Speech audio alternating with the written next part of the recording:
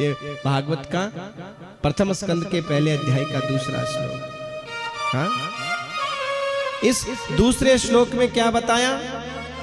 इस दूसरे श्लोक में सजनों ये बताया कि भगवान को वो प्रिय लगता है जो कपट रहित है, जो निर्मत्सर है, निर्मत्सराणाम सताम, निर्मल मन वाला है,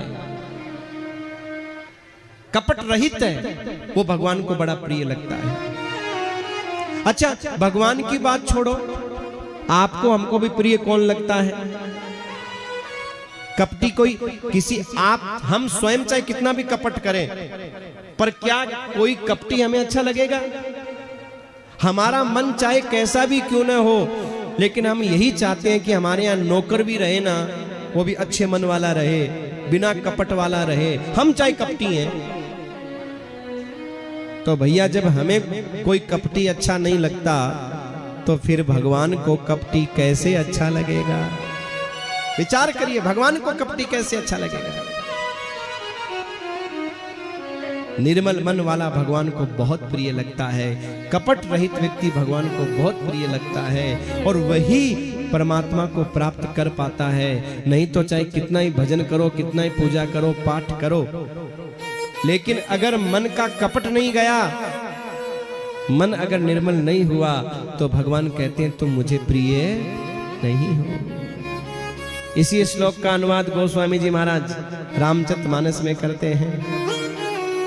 मोहि कपट छल छिद्रन भावा, मोहि कपट छल छिद्रन भावा, निर्मल मन जन सो मोहि पावा, निर्मल मन जन सो मोहि पावा, मोहि कपट छल छिद्रन भावा, मोहि कपट छल छिद्रन भावा। इसी श्लोक का भाव गोस्वामी जी ने रामचरितमानस में दिया है कि मुझे कपट प्रिय नहीं है। निर्मल मन, भगवान को निर्मल मन वाला प्रिय है, कपट वाला प्रिय नहीं है मेरे भाई। मत्सर रहित, क्या कहा? निर्मत्सराणाम सताम, जो मत्सर रहित है भगवान को वो प्रिय है। अच्छा, मत्सर का मतलब क्या है? मत्सर आप ऐसे समझो, एक होता है मच्छर और एक होता है मत्सर। मच्छर तो जानते हो ना, आपके यहां तो बहुत है, कमी नहीं है महाराज, है? जो ऊपर से काटे वो मच्छर, और जो अंदर काटे वो मत्सर। और ध्यान रखना, इन दोनों में कोई भी काटे पर नींद नहीं आती। अगर मच्छर काटे तो भी नींद नहीं आती, और अगर मत्सर काटे तो भी नींद नहीं आती महाराज। मच्छर तो समझ गए, मत्सर क्या है? वो अंदर काटने वाला, उसका नाम है मत्सर, वो भी मच्छर ही है। वो कैसे काटता है? जैसे पड़ोस में 4 मंजिल की बिल्डिंग बन गई, मच्छर ने काटना शुरू कर दिया। बताओ, हमारी एक को मंजिल ना बनी अभी तक, और हमारे भाई ने 4 मंजिल बना ली। हे भगवान, हमारी एक मंजिल नहीं बनी, गम इसका नहीं है, गम इसका है कि पड़ोस में 4 मंजिल क्यों बनी हुई है। बस वो गिर जाए, बस हमें तो सुखी है, हमारी भले ही नहीं बने। यानी आज का व्यक्ति अपना काम बिगाड़ करके भी दूसरे का बिगाड़ना चाहता है। जैसे मक्खी नहीं होती है, घी में गिरती है, दूध में गिरती है, खुद तो मरती है, लेकिन उसको और बिगाड़ के चली जाती है। तो कई लोग उस मक्खी की तरह होते हैं जो अपने जीवन में धन खर्च करके भी दूसरे को बर्बाद करने की कोशिश करते हैं, कि चाहे धन पैसा खर्च हो जाए, तन खर्च हो जाए, मैं मर जाऊं, इसका कोई गम नहीं है, पर पड़ोसी सुखी नहीं होना चाहिए। वो सुना है ना आपने, एक बूढ़ी माई की झोपड़ी में चूहे घुस गए, तो उसने झोपड़ी में आग ही लगा दी महाराज, झोपड़ी में आग लगा दी। किसी ने कहा माई तूने ये क्या किया, तेरी झोंपड़ी जल गई। बोले झोंपड़ी तो मेरी भी जली, पर सुख चुआ भी नहीं पाएंगे। अब बोलो महाराज यही है संसार का, भले झोंपड़ी आग तो जलेगा जलेगा हमारा घर, इसकी में परवाह नहीं है, पर हमारा पड़ोसी सुख नहीं पाना चाहिए, हमारा भाई सुख नहीं पाना चाहिए। बस मेरे भाई ये जो सोच है ना, ये हमें कभी भगवान की ओर लेकर के नहीं जा सकती, ध्यान रखिएगा। कभी भगवान की ओर लेकर के नहीं जा सकती ये सोच। अगर भगवान की ओर जाना है तो अपनी सोच को बदलना होगा, और सोच को बदलने के लिए निर्मत्सर होना पड़ेगा। तो जब हम निर्मत्सर हो जाएंगे, आहा, तो ये भागवत हमारे हृदय में विराजमान हो जाएगी, साक्षात परमात्मा हमारे हृदय में विराजमान हो जाएगी। तीसरे श्लोक में, जो तीसरा श्लोक है, इस तीसरे श्लोक में सज्जनों भागवत के स्वरूप का वर्णन किया गया है। प्रथम स्कंद के पहले अध्याय का तीसरा श्लोक, निगम कल्पतरोर गलितम फलम सुख मुखादमृत द्रव संयुतम पिबत भागवतम रसमालयम मुहुरवो रसिका भुवि भावुकाः।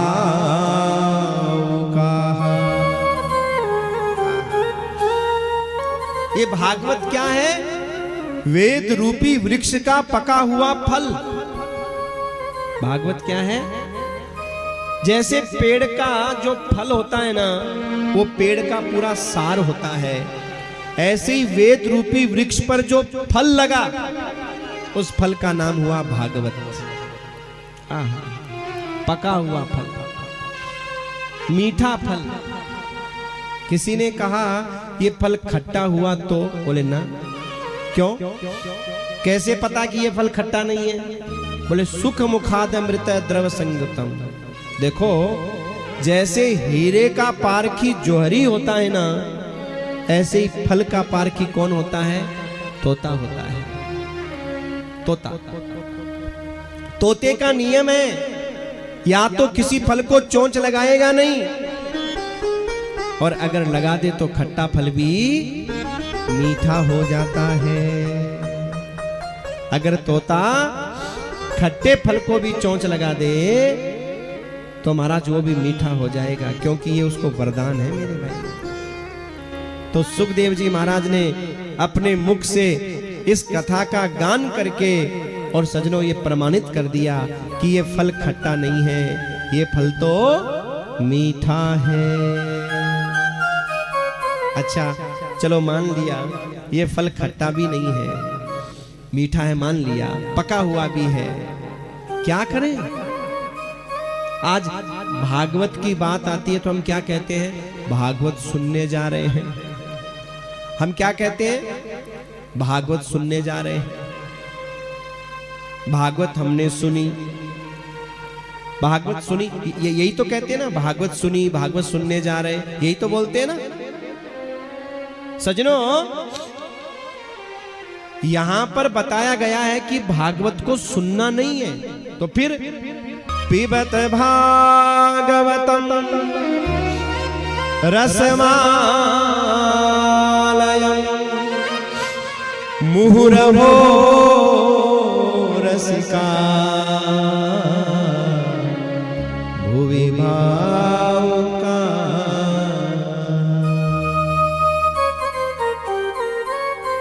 अरे रसिको, अरे भावुकों, आओ आओ और इस कथा को सुनो मत, तो पीवो, रसिक बन करके पीवो, भावुक बन करके पियो।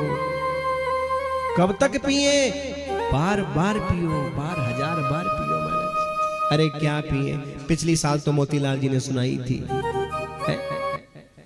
यही तो सुनाई थी, और आपने सुनाई महाराज, मोतीलाल जी ने आयोजन करवाया और बढ़िया कथा सुनी। इसके बीच में भी कई सुन ली और टीवी पे देखते ही रहते हैं। कितनी सुने, कितनी बार सुने? वही आप बोलते रहते हो, पहला श्लोक, दूसरा श्लोक, तीसरा श्लोक, चौथा श्लोक, वही तो बोलते हो, वही श्लोक है, वही भाव है। कितनी बार सुने, कितनी बार पिए?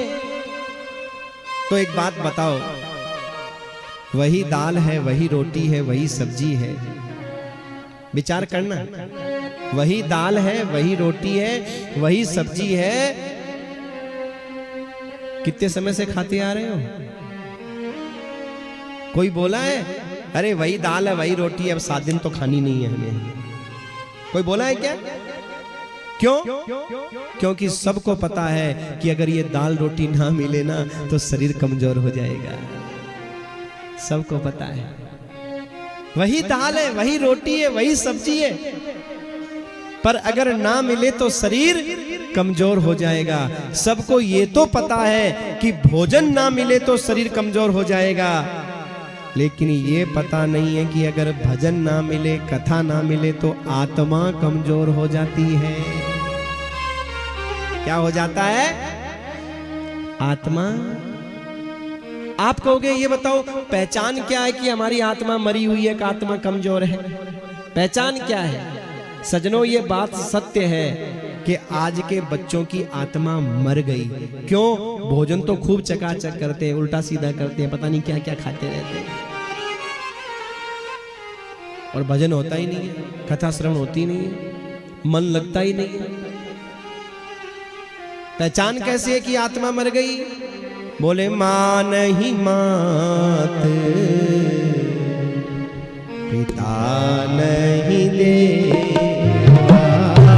मां नहीं मात, पिता नहीं देवा, मां नहीं मात, पिता नहीं देवा, मां नहीं मात, पिता नहीं देवा, मां नहीं मात, पिता नहीं देवा, मां नहीं मात, पिता नहीं देवा, साधुन सन करवा वही सेवा, साधुन सन करवा वही सेवा।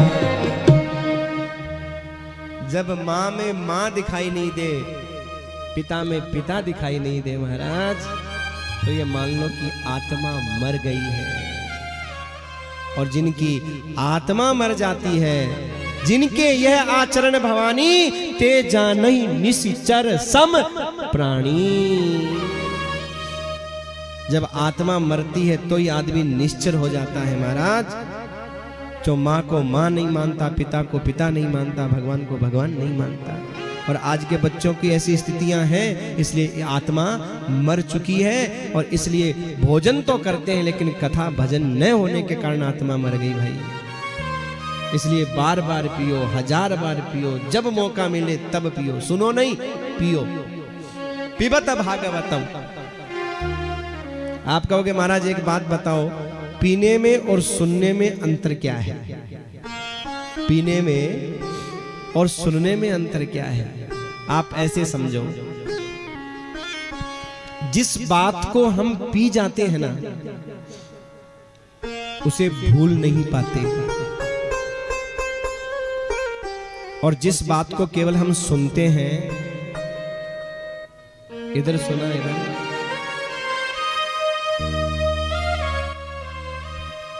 तीन घंटे पहले कथा में क्या सुना हमें याद नहीं है, भूल जाते हैं ना, ऐसे करो या ऐसे करो, भूलते हैं ना।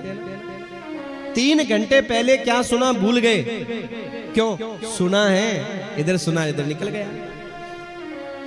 लेकिन माताओं एक बात बताना, क्या 30 साल पहले जिसकी शादी हुई हो, 25 साल पहले जिसकी शादी हुई हो, और जेठानी ने क्या बोल बोले थे? माता जी कह रही हैं कि हाँ मेरी 30 साल पहले हुई है, हाथ उठा के कह रहे। तो जेठानी थी कि देवरानी थी? आप जेठानी हो क्या? जेठानी हो, ये देवरानी है। हाँ तब तो आपको कौन क्या बोलेगा, आप तो खुद ही बोलने वाली हो फिर तो। हाँ। पर जिसके जेठानी रही हो और देवर की शादी होकर के देवरानी आई हो, तो 30 साल पहले देवरानी जेठानी ने क्या बोल बोले थे, याद है या नहीं है? है याद?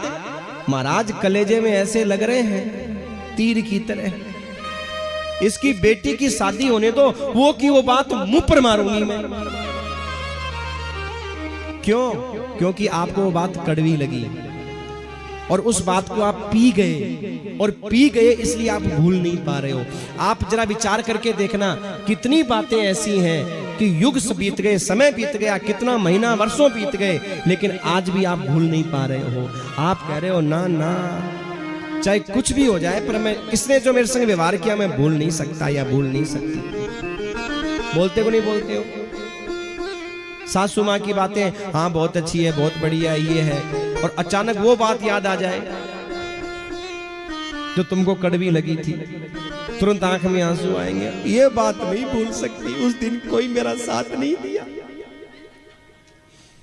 मैं अकेली पी गई बात को।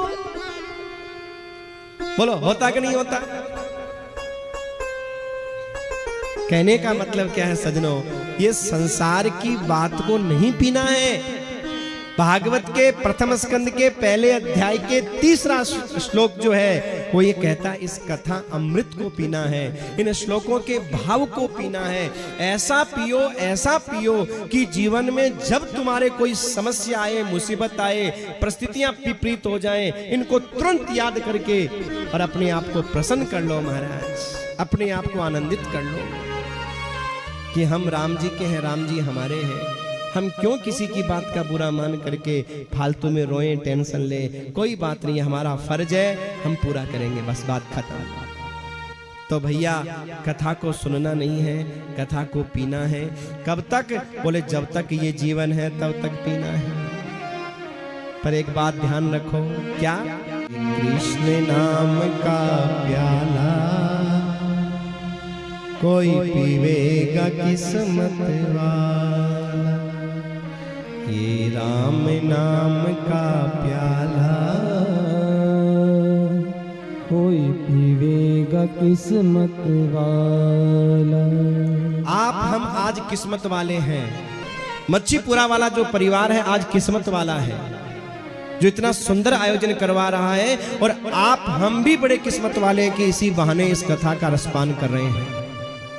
आस्था टीवी चैनल के माध्यम से घरों पर बैठ करके, और यहाँ सब हम इस प्रांगण में बैठ करके इस दिव्य कथा का रसपान कर रहे हैं, आनंद की अनुभूति कर रहे हैं।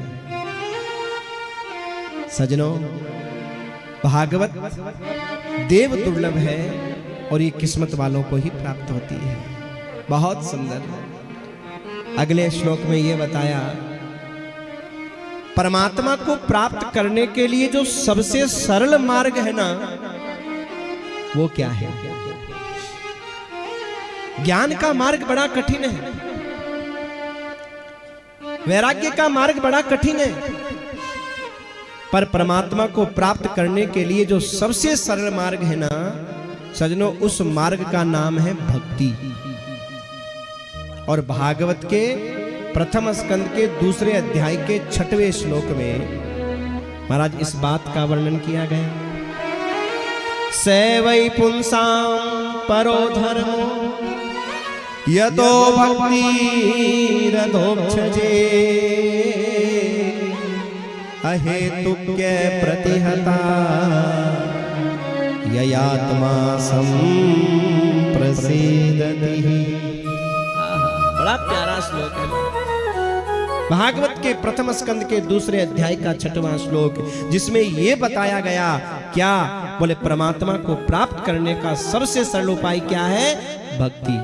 देखो, ज्ञान का जो मार्ग है ना उसे बोलते हैं खांडे की धार। खांडा समझते हो ना? तलवार पे चलना। ज्ञान का मार्ग बहुत बड़ा कठिन है। थोड़ी सी गलती हुई तुरंत पतन। ओ महाराज तपस्या करके वैरागी बन करके महात्मा ओ इतना ऊंचा गया, और थोड़ी सी गलती करते सारी तपस्या खत्म, धड़ाम से नीचे आके गिर गया महाराज। लेकिन भक्तों से कितनी बड़ी बड़ी गलतियां हुई हैं, पर भक्त एक ही बात कहता है, प्रभु मेरा कुछ नहीं है, मेरा कुछ भी नहीं है, हा? मेरा कुछ नहीं है, पकड़ लो बाहें गिरधारी, नहीं हम डूब जाएंगी, हमारा कुछ नहीं बिगड़ेगा, तुम्हारी लाज जाएगी। भक्त भगवान को ही कहता है जाना तुम्हारा ही है, हमारा क्या जाएगा। जो नामी होता है बदनामी उसकी होती है, हमारा तो कोई नाम है नहीं है। ज्ञानी का नाम होगा, परंतु भक्त हमारा कोई नाम ही नहीं है। हाँ, इसलिए भक्त निश्चिंत रहता है महाराज, भक्त टेंशन फ्री रहता है। देखो भक्त अगर पक्के हो फिर टेंशन नहीं होनी चाहिए। क्यों? भरोसा कर तू ईश्वर पर, कभी रोना नहीं होगा। कर तो सही। एक बार क्या हुआ, ज्ञानी और भक्त दोनों आपस में मीठा झगड़ा हो गया। ज्ञानी तो बोला भगवान मुझसे ज्यादा प्रेम करते हैं। भक्त बोला ना ना, प्रेम तो मुझसे ही ज्यादा करते हैं भगवान। दोनों महाराज, ज्ञानी कहता है भगवान मुझसे ज्यादा प्रेम करते हैं, भक्त कहते हैं नहीं नहीं भगवान मुझसे ज्यादा प्रेम करते हैं। दोनों पहुंच गए परमात्मा के पास में, भगवान के पास में पहुंच गए। बोले प्रभु एक बात बताओ, आप हम दोनों में किससे ज्यादा प्रेम करते हैं? अब भगवान क्या बोले? भगवान ने पहले ज्ञानी की ओर देख करके कहा सुनो, ये जो ज्ञानी है ना, ये ज्ञानी मेरा बड़ा बेटा है। ज्ञानी कौन है? बड़ा, और बड़ा है तभी उसको ज्ञान है। और भक्त बोले भक्त मेरा छोटा बेटा है। ज्ञानी कौन है? बड़ा। भक्त कौन है? छोटा। इसलिए तुम दोनों ध्यान से सुनो, ये जो ज्ञानी है ना, ये मेरी आत्मा है। बोलो राधे राधे। ज्ञानी क्या है? भगवान ने कहा मेरी आत्मा। भक्त उठ करके चल दिया। अरे क्या हुआ? बोले महाराज जब ये आत्मा है तो मुझे तो कोई छोटा मोटा स्थान मिलेगा। मैं समझ गया यही बड़ा है महाराज। ठीक है, हम समझ गए महाराज, ये स्तुति करता है, प्रार्थना करता है, ये आपका इतना ध्यान करता है, हमारे पास है ही क्या है? ज्ञानी ही सब कुछ है। भगवान ने कहा भक्त अभी मेरी पूरी बात हुई नहीं है। क्या मतलब? बोले ज्ञानी तो मेरी आत्मा है, पर जो भक्त है ना वो मेरा परमात्मा है। क्या मतलब हुआ? बोले ज्ञानी मेरा ध्यान रखता है और मैं मेरे भक्त का ध्यान रखता हूं। क्यों? ज्ञानी मेरा बड़ा बेटा है और भक्त मेरा छोटा बेटा है, छोटा। आप ज्यादा ध्यान किसका रखते हो? बोलो, बड़े का छोटे का? छोटे का। इसलिए भैया छोटा बन करके रहोगे तो फायदे में रहोगे। घर में ज्यादा फायदे में कौन होता है? छोटा। बड़े के ऊपर तो मुसीबतों का ही पाठ टूटता है महाराज। प्रशंसा तो कम मिलती है, बुराइयां ज्यादा मिलती है। अगर कोई बढ़िया काम हो जाए तो सारे बटवा लेंगे, हाँ हम भी थे। और अगर कोई गलत हो जाए तो तुमने ही पंचायती की थी कि गोविंद भैया को बुलाएंगे और बुला ले, कर दिया सत्यानाश। बोलो होता कि नहीं होता? अगर आगे होकर के किसी बड़े ने कोई काम कर दिया और वो काम खराब हो जाए तो महाराज अड़ियो दड़ियो और बड़े पे जाके ही पड़ियो। और काम अगर सफल हो जाए तो हर आदमी उसमें पार्टिसिपेट करने के लिए आता है, हाँ हम भी थे। तो छोटे को तो खूब मजे आनंद ही आनंद है महाराज। बड़ा बनने में कोई फायदा नहीं है। और इसीलिए भागवत के प्रथम स्कंद के दूसरे अध्याय के 6वें श्लोक में और महाराज भक्त की बड़ी सुंदर महिमा बताई है। परमात्मा को प्राप्त करने का जो सबसे सरल मार्ग है ना, वो सबसे सरल मार्ग क्या है? भक्ति। सबसे सरल मार्ग क्या है? भक्ति। अच्छा सजनों, भक्ति भी दो तरह की होती है, ध्यान रखना।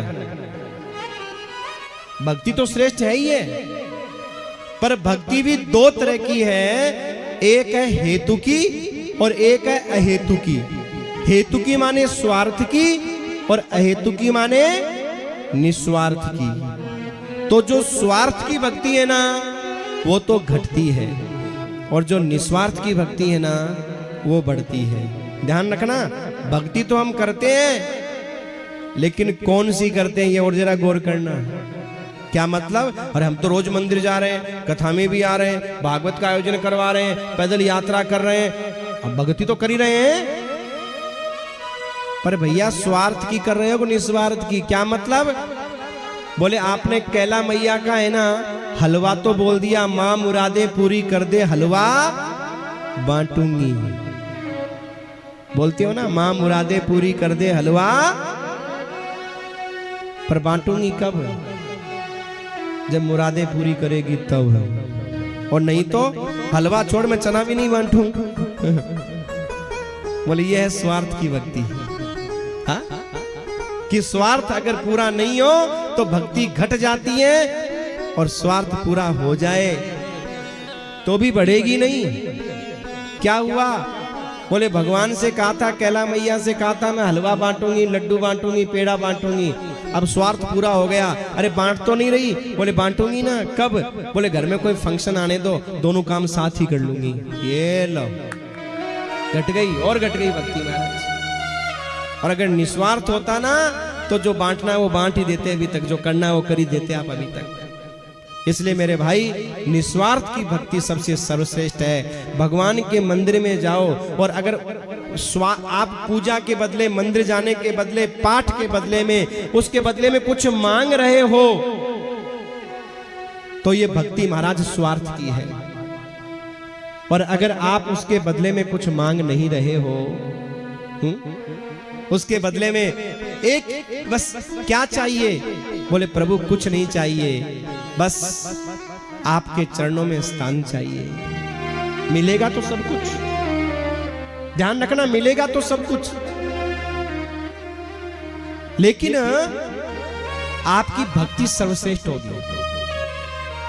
इसलिए कभी भी मंदिर जाओ, कोई दान करो, पुण्य करो, धर्म करो, भगवान के चरणों की प्राप्ति के अलावा और कुछ नहीं महाराज। ये सर्वश्रेष्ठ भक्ति। अच्छा, धर्म का फल क्या है? धर्म का फल क्या है? आज मान लो आप 5,000 रुपए का दान कर रहे हो, क्या चाहते हो इसके बदले में? क्या चाहते हो? आपने कथा में 15-20 लाख रुपए खर्च किए, क्या चाहते हो? बोले ज्यादा कुछ नहीं चाहते हैं, उनके आगे 2-3 जीरो और लग करके घर में आ जाए बस वापस, हो गया। हाँ, दान करने की भावना यही है कि करेंगे तो और मिलेगा और मिलेगा। अरे भैया, ये तो मिलता है तभी हम करते हैं। ध्यान दीजिएगा, है लगना तो है, चाहे होटल और बोतल में लगा लो, चाहे कथा सत्संग में लगा लो, लगना तो है। जो भक्त होते हैं ना, उनका कथा और सत्संग में लग जाता है, और जो संसारी होते हैं ना, उनका होटल और बोतल में लग जाता है। लगता दोनों का ही है, पर धर्म का फल धन नहीं है, ध्यान रखना। जो धर्म नहीं करते उनके यहाँ ज्यादा आता है, जो धर्म नहीं करते उनके यहाँ ज्यादा आता है। और ये देखो, कभी रुपया दान नहीं करता, न कथा करता, न सत्संग करता, और खूब आ रहा है। और इसीलिए संतों ने क्या कहा? सुत दारा और लक्ष्मी पापी के भी होय, संत समागम हरि कथा तुलसी दुर्लभ दोई। सुत दारा और लक्ष्मी पापी के भी होई। बेटा हो गया कोई धर्म का फल नहीं है, कोई बड़ी बिल्डिंग बन गई धर्म का फल नहीं है। हम तो एकादशी का व्रत भी करते हैं तो इसीलिए करते हैं, क्या? बोले बेटा हो जाए। सोमवार, मंगलवार, बुधवार भी करते हैं तो इसीलिए करते हैं कि हमारे पतिदेव का व्यापार अच्छा चले। बोलो होता कि नहीं होता? नहीं भैया, अगर तुम केवल प्रभु के चरणों की प्राप्ति से संबंध रखोगे ना, तो तुम्हें दोनों चीज मिल जाएगी, धन भी मिल जाएगा और प्रभु चरणों की प्राप्ति भी हो जाएगी। और केवल संसार से संबंध रखा ना, तो संसार की वस्तु मिलेगी, आगे कुछ नहीं मिलेगा। तो धर्म का फल क्या है? ये बात भागवत के प्रथम स्कंद के 2 अध्याय के 9वें श्लोक में बताई महाराज कि धर्म का फल क्या है। धर्मस्य ह्यपवर्गस्य नार्थार्थायोपकल्पते नार्थस्य धर्मे कान्तस्य कामो लाभाय हि स्मृतः। धर्म का फल क्या है? धन की प्राप्ति नहीं, धर्मस्य अपवर्गस्य। धर्म का फल है अपवर्ग की प्राप्ति। अपवर्ग, अपवर्ग जानते हो क्या? अपवर्ग किसको कहते हैं? अपवर्ग किसको कहते हैं? अपवर्ग किसको कहते हैं? बोलो, नहीं पता? अरे बाबा रे, सुंदरकांड पढ़ा कि नहीं पढ़ा? तात स्वर्ग अपवर्ग सुख। आ गया अपवर्ग। धैर्य तुला एक अंग तुलन ताही सकल मिली जो सुख लव सतसंग। अपवर्ग की चर्चा वहां हुई है। अपवर्ग माने जहां पवर्ग ना हो, और पवर्ग माने पै फै बै भै और मैं, ये पांच चीज जहां नहीं होती उसे अपवर्ग कहते हैं। पै माने पतन, फै माने फलासा, बै माने बंधन, भै माने भय और मैं माने मृत्यु। ये पांच चीजें जहां नहीं है उसका नाम है अपवर्ग। पतन फलासा बंध भय मृत्यु जहां पर ना, पै फै भय भय में रहित सो अपवर्ग कहाई। इसका नाम है अपवर्ग, हाँ? यानी मोक्ष। अपवर्ग माने मोक्ष, प्रभु चरणों की प्राप्ति। जब मोक्ष हो जाता है ना तो व्यक्ति का पतन नहीं होता। जब मोक्ष हो जाता है ना तो किसी प्रकार की फल की इच्छा नहीं रहती। जब मोक्ष हो जाता है ना तो कोई बंधन नहीं होता। और जब मोक्ष हो जाता है ना तो किसी भी प्रकार का बंधन और किसी प्रकार का भय नहीं होता। और जब मोक्ष हो जाता है ना तो फिर मृत्यु नहीं होती महाराज। उसे कहते हैं अपवर्ग। पतन फलासा बंध भय मृत्यु जहां पर नाई, पै फै बै भय मैं रहित सो अपवर्ग कहा। तो सजनों, धर्म का फल एक ही होना चाहिए, क्या? बोले प्रभु चरणों की प्राप्ति। जब कुछ भी धर्म का काम करो ना, पूजा करो, पाठ करो, दान करो, कुछ भी करो, बदले में भगवान से एक ही बात कहना, मुझे चरणों में बसा ले मेरे श्याम मुरली वाले। मुझे चरणों में बसा ले मेरे श्याम मुरली वाले। मुझे चरणों में बसा ले मेरे श्याम मुरली वाले।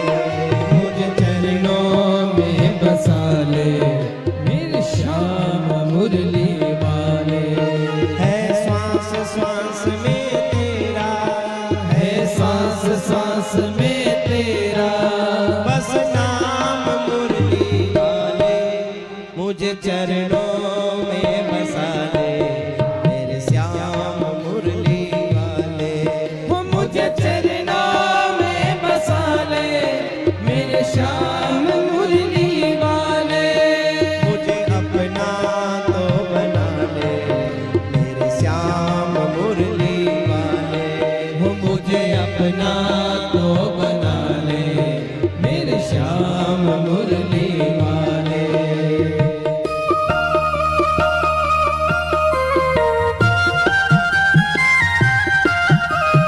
जय हो।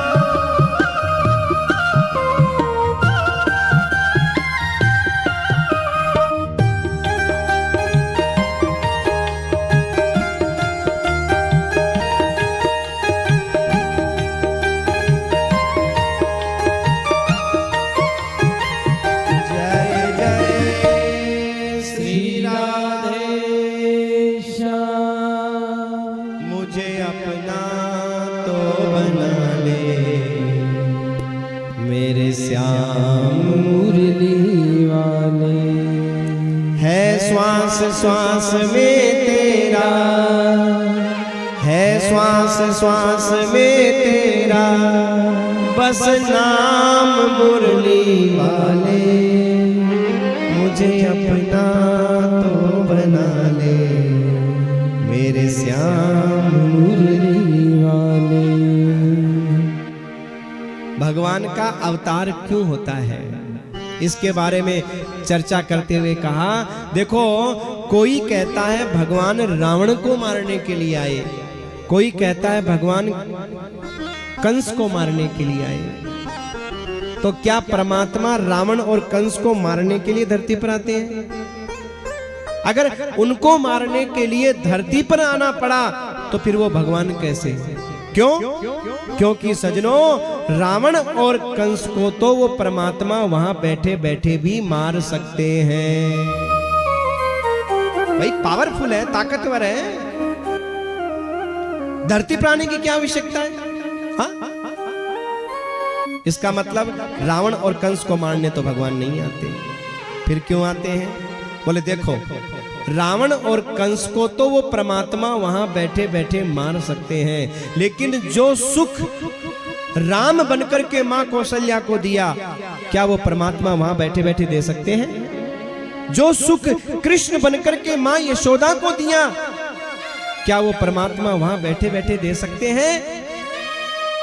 यानी परमात्मा का अवतार रावण और कंस को मारने के लिए नहीं होता, परमात्मा का अवतार तो भक्तों को सुख प्रदान करने के लिए होता है।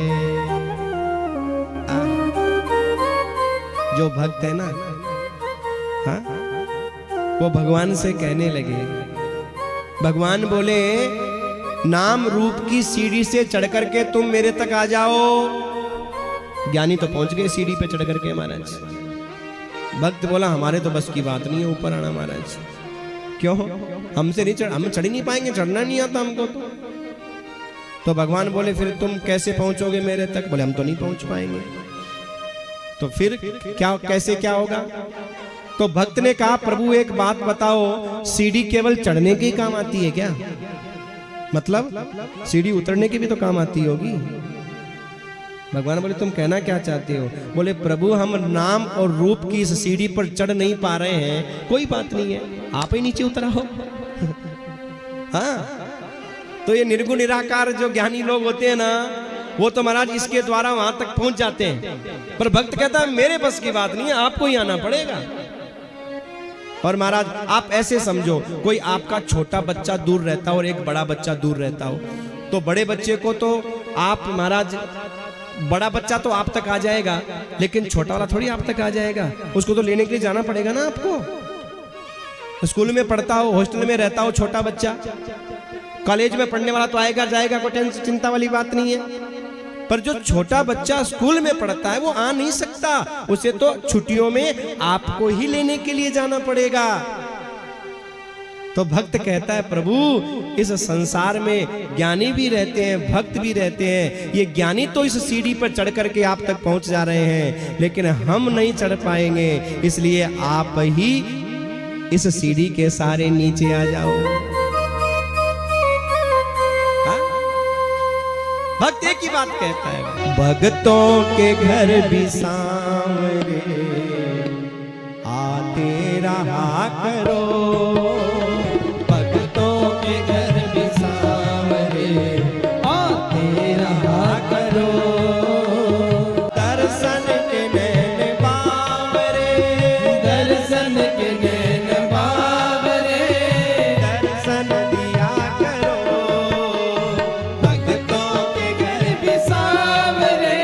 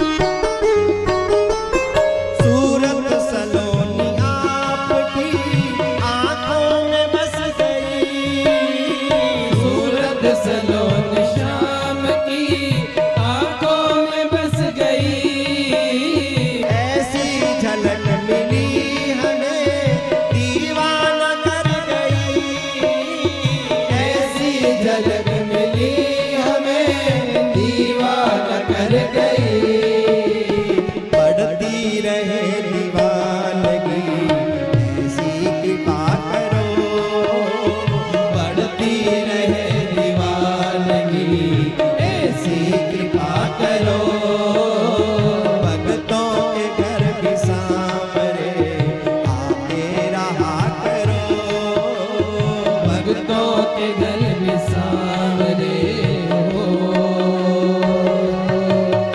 भक्तों के घर में सांवरे आते रहा करो, दर्शन के नैन बावरे दर्शन दिया करो, भक्तों के घर में सांवरे आते रहा करो। और देखो, भक्त जब प्रेम से भगवान को कहता है कि प्रभु आप भक्तों के घर भी आया करो, तो उन भक्तों की पुकार सुनकर के वो निर्गुण निराकार साकार बनने के लिए मजबूर हो जाता है मेरे भाई। भक्त की पुकार कैसी होती है? हिरण्यकश्यपु ने प्रहलाद से कहा इस खंबे में तेरा भगवान है? प्रहलाद ने क्या कहा? हाँ। बोले भगवान कहाँ? बोले जहां भक्त की जहां हाँ भगवान वहां।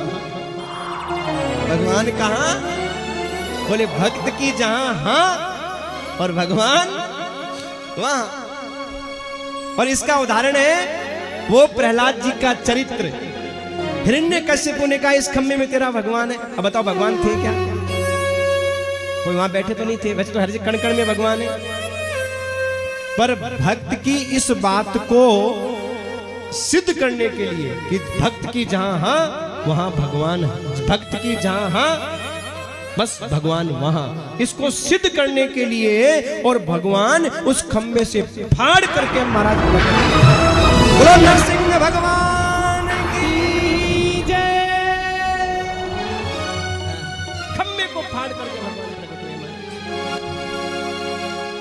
इसलिए भगवान अपने भक्तों की पुकार सुनकर के उनको सुख प्रदान करने के लिए धरती पर आते हैं। अवतार कितने होते हैं? बोले ऐसे अवतारों की कोई गिनती नहीं है, पर मुख्य भगवान के 24 प्रकार के अवतार हैं। जितने भक्त के भाव हैं उतने भगवान के अवतार हैं, ध्यान रखिएगा। भगवान कहते हैं मेरा अपना कोई स्वरूप नहीं। जैसे कोई कहता है ना भगवान कृष्ण की मूर्ति ऐसी कैसे, राम जी की ऐसी कैसे, ऐसी थी ऐसे कैसे कह सकते हो? तो ध्यान रखिएगा, उन लोगों के लिए मैं उत्तर दे दूं कि भगवान का अपना कोई आकार नहीं है। स्वरूप भगवान का भक्त बनाता है और भगवान वैसे बन जाते हैं। जैसा स्वरूप भक्त बना लेता है भगवान वैसे बन जाते हैं महाराज। बहुत सुंदर चतुश्लोकी भागवत जो नारद जी महाराज ने व्यास जी को प्रदान की। देखो ये जो भागवत आप सुन रहे हो ना, इस भागवत का सबसे पहले उपदेश किया भगवान नारायण ने। किसको? ब्रह्मा जी को, जो अभी द्वितीय स्कंद में आएगा। द्वितीय स्कंद के 9वें अध्याय का 32वां, 33वां, 34वां और 35वां ये 4 श्लोक चतुश्लोकी भागवत है। आगे आएगा प्रश्न। तो सबसे पहले भगवान नारायण ने ब्रह्मा जी को चतुश्लोकी भागवत प्रदान की और ब्रह्मा जी ने अपने पुत्र नारद को चतुश्लोकी भागवत प्रदान की। और एक दिन की बात है, नारद जी जब व्यास जी के यहाँ आए और व्यास जी को उदास देखा तो महाराज नारद जी ने अपना पूर्व चरित्र सुनाते हुए वही चतुश्लोकी भागवत व्यास जी को प्रदान कर दी और कहा इन भागवत के भावों का आप विस्तार करिए, आपके मन को शांति मिलेगी, आपकी उदासी दूर हो जाएगी। ध्यान रखना, भागवत सुनने के बाद में भी उदास रहे तो हम रामदास कभी हो ही नहीं सकते महाराज। आप कहोगे महाराज परिस्थितियां बिगड़ रही हैं घर की, आप कहते हो उदास नहीं। यही तो बात है, ये तो परीक्षा है। इतिहास उठा करके देखिए आज तक किस भक्त की परिस्थितियां नहीं बिगड़ी हैं। साक्षात भगवान भी धरती पर आते हैं तो 14 वर्ष वन में जाते हैं। रावण सोने की लंका में मौज कर रहा है और भगवान जंगल में भटक रहे हैं। क्या मतलब हुआ इसका? बोले भैया जब तक तुम्हारी कठोर परीक्षा नहीं होगी तब तक तुम आगे नहीं बढ़ पाओगे, जहां वहीं रह जाओगे। साल भर बच्चा पढ़ता है, आगे कौन बढ़ता है? जो उस कठिन परीक्षा को दे देता है, और जो नहीं देता परीक्षा तो चाहे वो जीवन भर पढ़ता रहे लेकिन वो आगे बढ़ने वाला नहीं है। ऐसे ही जो भक्त के जीवन में परिस्थितियां बिगड़ती हैं ना, उसका एक ही कारण है। क्या? भक्त के जीवन में जो परिस्थितियां बिगड़ती हैं उसका कारण ये है कि भगवान परीक्षा लेते हैं। चाहे वो मीरा हो, कबीर हो, सूरदास हो, रहीमदास हो, भगवान परीक्षा लेते हैं, परीक्षा लेते हैं। भक्त भगवान से कहता है, कितनी परीक्षा लिख दी है कान्हा तूने, भाग्य में मेरे हो।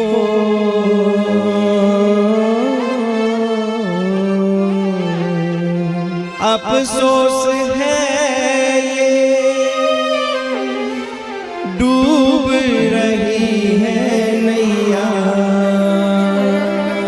सामने तेरे, हंसने लगा है संसार।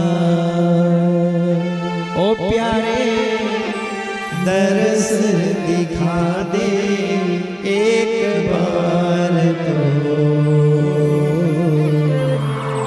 आँखों को तेरा ठाकुर, हम जो ये परीक्षा दे रहे हैं ना, ये परीक्षा केवल इसलिए दे रहे हैं कि एक दिन आपका दर्शन मिलेगा। इन आंखों को तेरा इंतजार है ठाकुर, इसलिए ये परीक्षा हम दे रहे हैं। लेकिन सच बताएं, इस परीक्षा में जितने दुख हमने सहन किए हैं ना, कोई दूसरा कर भी नहीं सकता। भक्त भगवान से कहता है, इतने दुखों को तू ही बता दे बाबा, कैसे सहूंगा।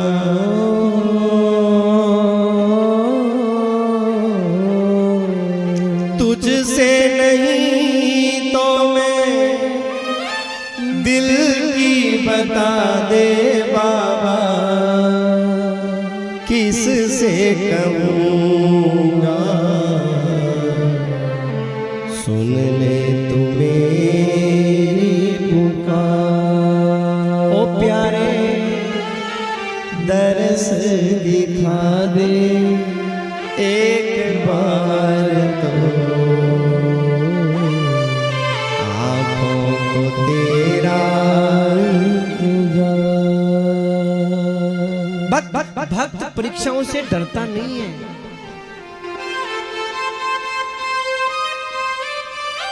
नारद जी महाराज ने चतुश्लोकी भागवत व्यास जी को प्रदान की है, अपना पूर्व चरित्र सुनाया है, और व्यास जी महाराज ने उसी चतुश्लोकी भागवत का 18,000 श्लोकों में विस्तार किया। तो महाराज उस अंतिम क्षण में पहुंच गए जब दुर्योधन अंतिम सांसें गिन रहा था।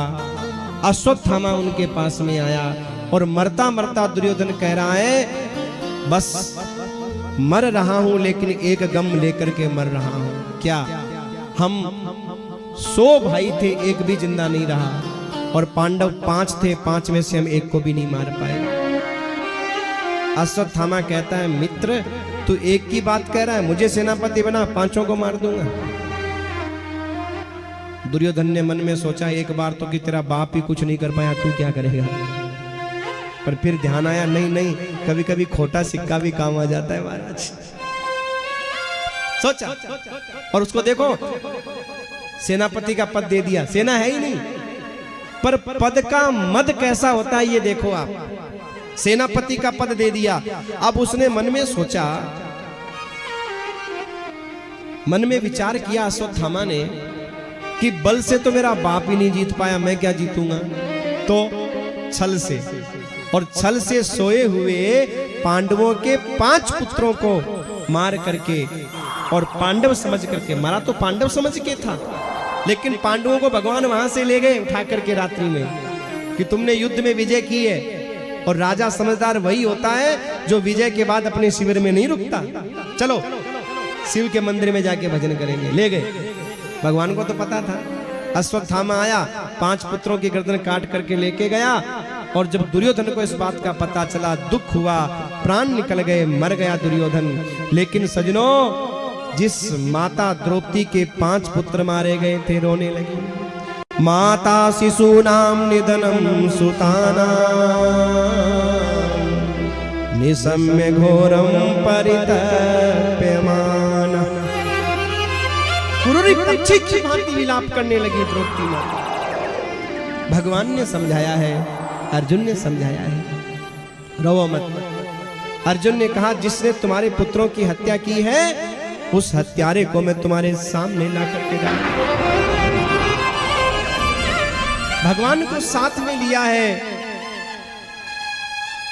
और रोती हुई द्रौपदी को सांत्वना दी है, क्योंकि द्रौपदी कह रही है, हे आर्य पुत्र अर्जुन, मेरे पुत्रों ने आज कायरों की भांति मृत्यु को प्राप्त किया है। मेरा अभिमन्यु दुनिया से गया, मुझे इतना दुख नहीं है। क्यों? क्योंकि वो दुश्मनों के छक्के छुड़वाता हुआ और वीर गति को प्राप्त हुआ है। एक छत्राणी का पुत्र जब युद्ध में वीर गति को प्राप्त होता है तो छत्राणी की छाती गर्व से गौरवान्वित हो जाती है, गर्व से कि मेरा दूध आज सफल हो गया मेरे लाल को पिलाना। सुनहरे अक्षरों में उसका नाम लिखा जाता है और युद्ध भूमि में प्राण त्यागने वाला वो छत्राणी का पुत्र उस गति को प्राप्त करता है जो बड़े बड़े योगी, बड़े बड़े महात्मा, बड़े बड़े संत जिस गति को प्राप्त करते हैं, उसको वो वीर प्राप्त करता है मेरे भाई। लेकिन द्रौपदी माता कहती है, मेरे पुत्रों को तो कायरों की तरह मार दिया गया, इसलिए मुझे बहुत दुख है आर्य पुत्र। भगवान को साथ में लेकर के अर्जुन गए, पकड़ना चाहा महाराज अश्वत्थामा को, और जैसे ही पकड़ना चाहा अश्वत्थामा ने ब्रह्मास्त्र चला दिया। अर्जुन ने उस ब्रह्मास्त्र के प्रहार को रोकने के लिए इधर से ब्रह्मास्त्र चला दिया और दोनों ओर से जब ब्रह्मास्त्र जाकर के टकराए तो भगवान ने कहा, अर्जुन ये ब्रह्मास्त्र चलाना तो जानता है लेकिन लौटाना नहीं जानता। क्यों? क्योंकि इसके पिता तुम्हारे गुरु ने जब तुम्हें ब्रह्मास्त्र की शिक्षा दी थी तो इसने चोरी से चलाना तो सीख लिया लेकिन लौटाना नहीं सीख पाया। ये कथा क्या शिक्षा दे रही है? हमारे यहाँ कोई भी विद्या देने से पहले ये देखा जाता था कि ये पात्र है या नहीं है। कोई भी विद्या देने से पहले ये देखा जाता कि ये पात्र है या नहीं है। आज हम क्या देखते हैं? पुत्र है या नहीं है, चाहे वो राजनीति हो, चाहे वो महाराज और कोई पदवी हो, कोई विद्या हो, कि हमारा पुत्र चाहे कैसा भी क्यों ना हो, हम सोचते हैं यही सब कुछ बन जाएगा, पात्र हो या नहीं हो। पर पुराने जमाने में हमारे जो पूर्वज थे ना, वो अपने पुत्र को विद्या नहीं देते थे, पात्र को देते थे। और यही कारण था कि धीरे धीरे पात्र खत्म होते चले गए और विद्याएं लुप्त होती चली गई महाराज, क्योंकि उनके लायक कोई पात्र नहीं था। आप कहोगे महाराज दे देनी चाहिए थी, तो उसका दुरुपयोग हो जाता है महाराज। अश्वत्थामा ने चोरी से ब्रह्मास्त्र चलाना सीख लिया और देखो आज ब्रह्मास्त्र चला दिया, बिना मतलब ब्रह्मास्त्र चला दिया। ब्रह्मास्त्र टकराने लगे आपस में। भगवान के कहने से अर्जुन ने दोनों ब्रह्मास्त्रों को लौटाया, अश्वत्थामा को पकड़ करके ले जा करके डाल दिया द्रौपदी के चरणों में। द्रौपदी, यह है तुम्हारे पुत्रों का हत्यारा, अब तुम चाहे तो छोड़ो, तुम चाहे तो मारो। पर द्रौपदी ने जैसे ही गुरुपुत्र को देखा, देखती कहने लगी, मुच्यता मुच्यता ब्राह्मणो नितरां गुरु, ब्राह्मणो नितरां।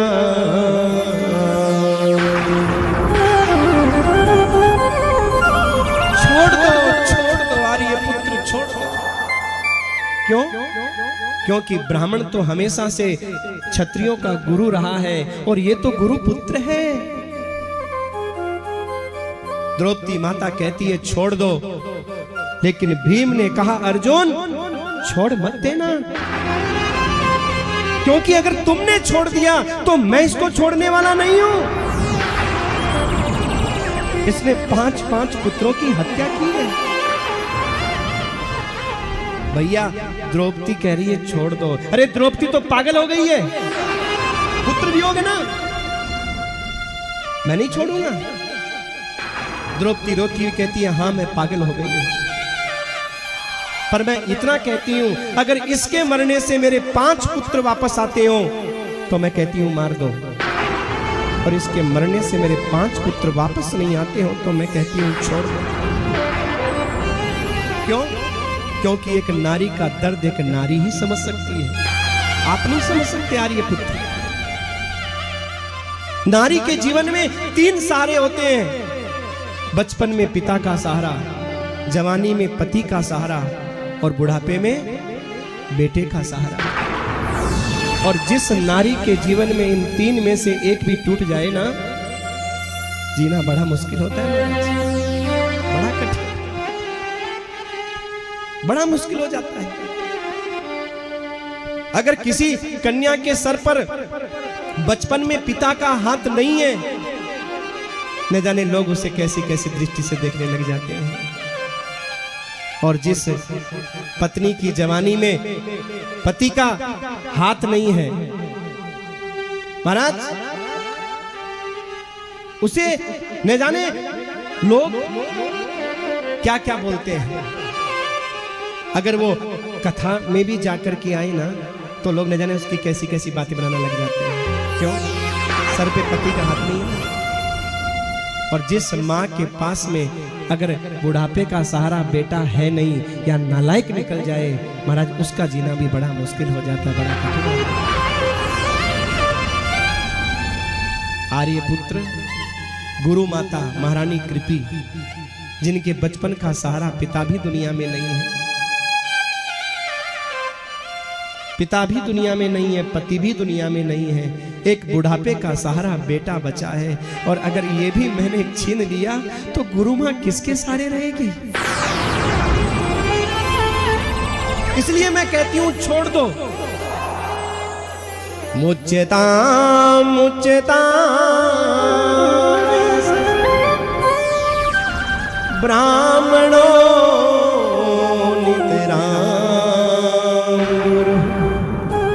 ब्राह्मणों नितरा।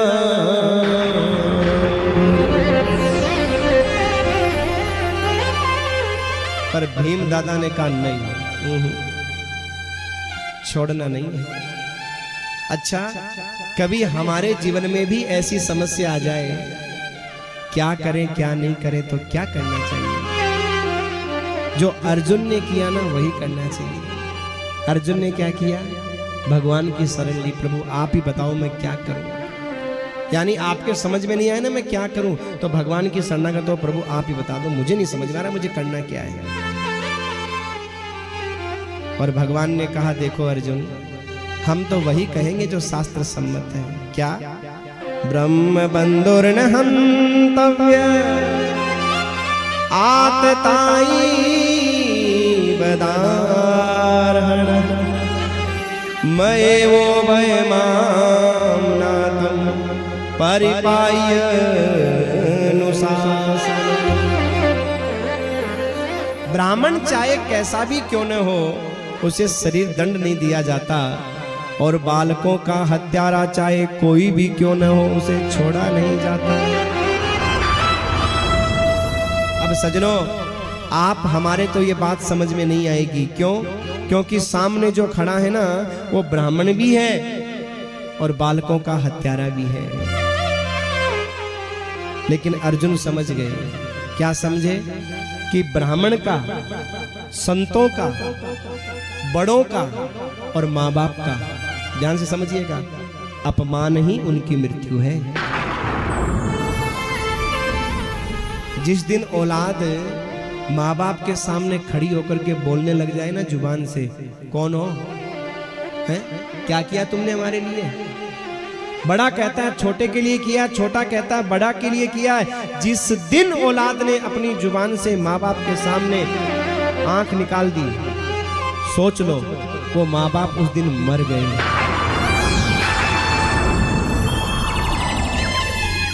श्वास तो लोहार की धोंकनी भी लेती है, लेकिन सजनों माँ बाप का अपमान ही उनकी मृत्यु होती है, बड़ों का अपमान ही उनकी मृत्यु होती है। और आज ऐसी परिस्थिति है कि 99% माँ बाप मर चुके हैं, मर चुके हैं।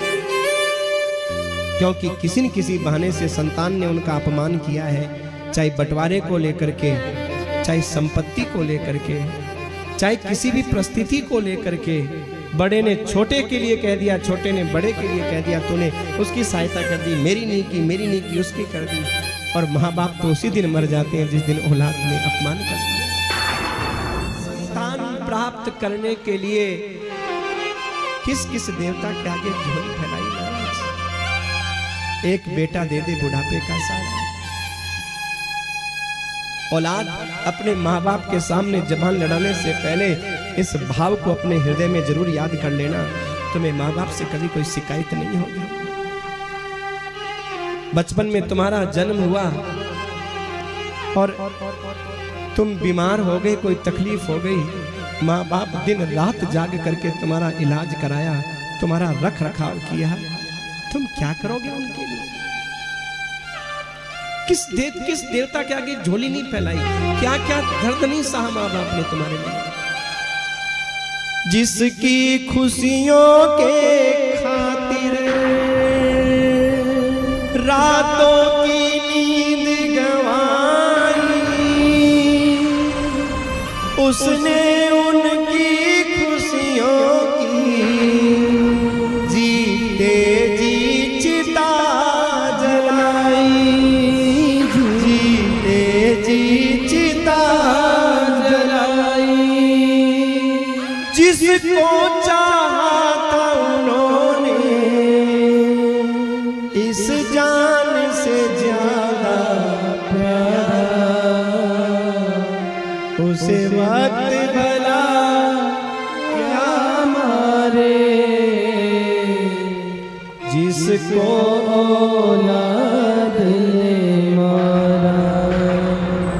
ये कथा हमें शिक्षा देती है, माँ बाप का अपमान ही उनकी मृत्यु है, बड़ों का अपमान ही उनकी मृत्यु है, गुरुजनों का अपमान ही उनकी मृत्यु है। आज अश्वत्थामा के मस्तिष्क से मणि को निकाला, धक्का देकर के निकाल दिया। शर्म नहीं आई, छोटे छोटे बच्चों को मार डाला। अश्वत्थामा वहां से निकला, द्रौपदी ने मेरी जान बचाई, इसकी कोई महिमा नहीं है। द्रौपदी ने मेरे प्राणों की रक्षा की, इसकी कोई महिमा नहीं है। लेकिन मेरा अपमान किया है, इनके वंश में कोई दीपक जलाने वाला नहीं छोड़ूंगा। अश्वत्थामा विचार करने लगा और फिर ध्यान आया कि इनके वंश में रहा कौन है। 5 पुत्र मैंने मार दिए, अभिमन्यु वीर गति को प्राप्त हो गया, बचा कौन है? फिर ध्यान आया नहीं नहीं, जिस समय अभिमन्यु वीर गति को प्राप्त हुए थे उस समय अभिमन्यु की पत्नी उत्तरा गर्भवती थी और इसीलिए वो सती नहीं हुई और उत्तरा के गर्भ में अभी उनका वंश पल रहा है। और देखो सजनों, विद्या का दुरुपयोग कैसे होता है। अगर अनाड़ी के हाथ में विद्या आ जाए, उस विद्या का दुरुपयोग कैसे होता है जरा देखिए। उस छोटे से गर्भस्थ शिशु के ऊपर अश्वत्थामा ने ब्रह्मास्त्र चला दिया महाराज। अब बताओ, नन्हे से गर्भस्थ शिशु के ऊपर 1% सोचा नहीं, चला दिया ब्रह्मास्त्र।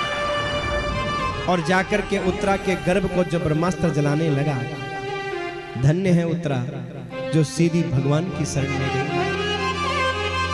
क्योंकि उत्तरा को पता है संसार में अगर हमारा कोई दुख दूर कर सकता है तो वो सिर्फ परमात्मा है, बाकी कोई दुख दूर नहीं कर सकता हमारा, सिर्फ परमात्मा है।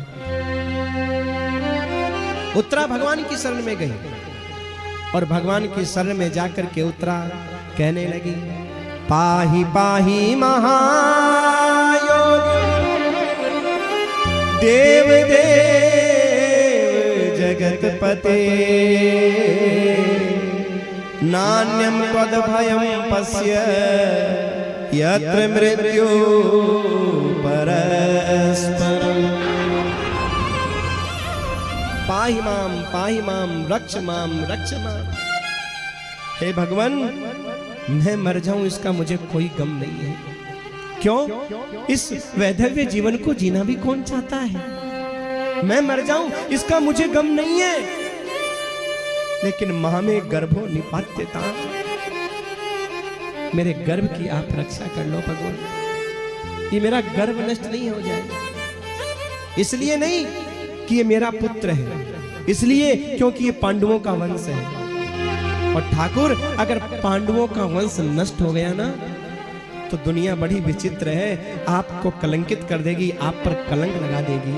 क्या बोले? जिन पांडवों को भगवान कृष्ण पर बड़ा भरोसा था, उन पांडवों के वंश में कोई दीपक जलाने वाला नहीं रहा।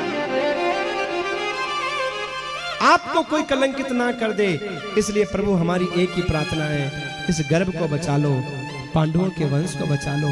भले ही मैं मर जाऊं इसका मुझे कोई गम नहीं है। इस वैधव्य जीवन को जीना भी कौन चाहता है? कौन जीना चाहता है? मैं मर जाऊं इसका गम नहीं, पर मेरा ये गर्भस्थ शिशु बचा लो प्रभु बस।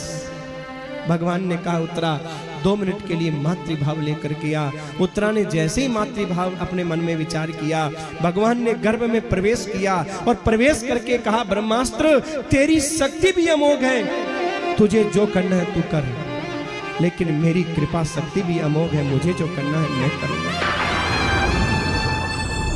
और मानो उस ब्रह्मास्त्र ने उस बालक को जलाकर के राख कर दिया। लेकिन वारे ऊपर वाले, भगवान ने अपनी कृपा के द्वारा उस बालक को वापस चमन बना दिया महाराज। और ये मानो भगवान स्वयं ही उस बालक के रूप में उत्तरा माता के गर्भ में महाराज रहते हैं। जो सौभाग्य आज उत्तरा माता को मिला है ना, ये सौभाग्य न तो माता देवकी को मिला, न मां यशोदा को मिला, न मां कौशल्या को मिला। क्यों? आज उत्तरा माता के गर्भ में भक्त और भगवान दोनों एक साथ रहे हैं, दोनों एक साथ। क्या सौभाग्य पाया है उत्तरा माता ने, गर्भस्थ शिशु की रक्षा की है। और इसके बाद में भगवान बोले कुंती माता से, बुआ अब मैं अपनी द्वारिका जाना चाहता हूँ, बहुत समय हो गया मुझे द्वारिका से आए हुए। कुंती माता कहने लगी, हे केशव, मैं आपको रोक तो नहीं पाऊंगी मुझे पता है, पर जाने से पहले एक वरदान तो दे करके जाओ।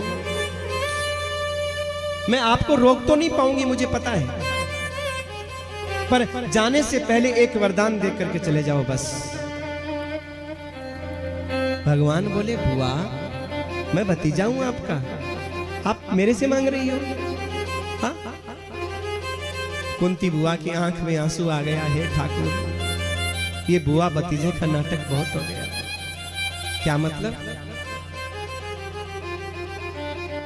देखो प्रभु, जादूगर होता है ना, अपनी जादुई शक्ति से सारी दुनिया को मोहित करता है।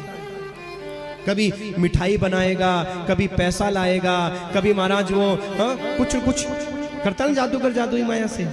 हाँ, गर्दन काट देगा और सब लोग देखते हैं गर्दन कट रही है, पैसा बन रहा है, मिठाई आ रही है। पर सजनों, उस जादूगर के साथ में एक होता है साथी, जिसका नाम होता है जमुरा। जमुरा समझ गए ना? तो जो बार बार हे जमुरे हे जमुरे, उस जमुरे को सब पता होता है कि ये सब नकली कर रहा है महाराज, सारा राज पता होता है उस जमुरे को। उसे सब पता है कि ये सब नकली कर रहा है।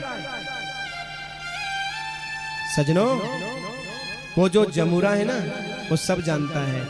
तो कुंती माता कहती है, प्रभु अगर आप जादूगर हैं तो आपके जितने भी भक्त हैं ना, वो सब जमुरे हैं।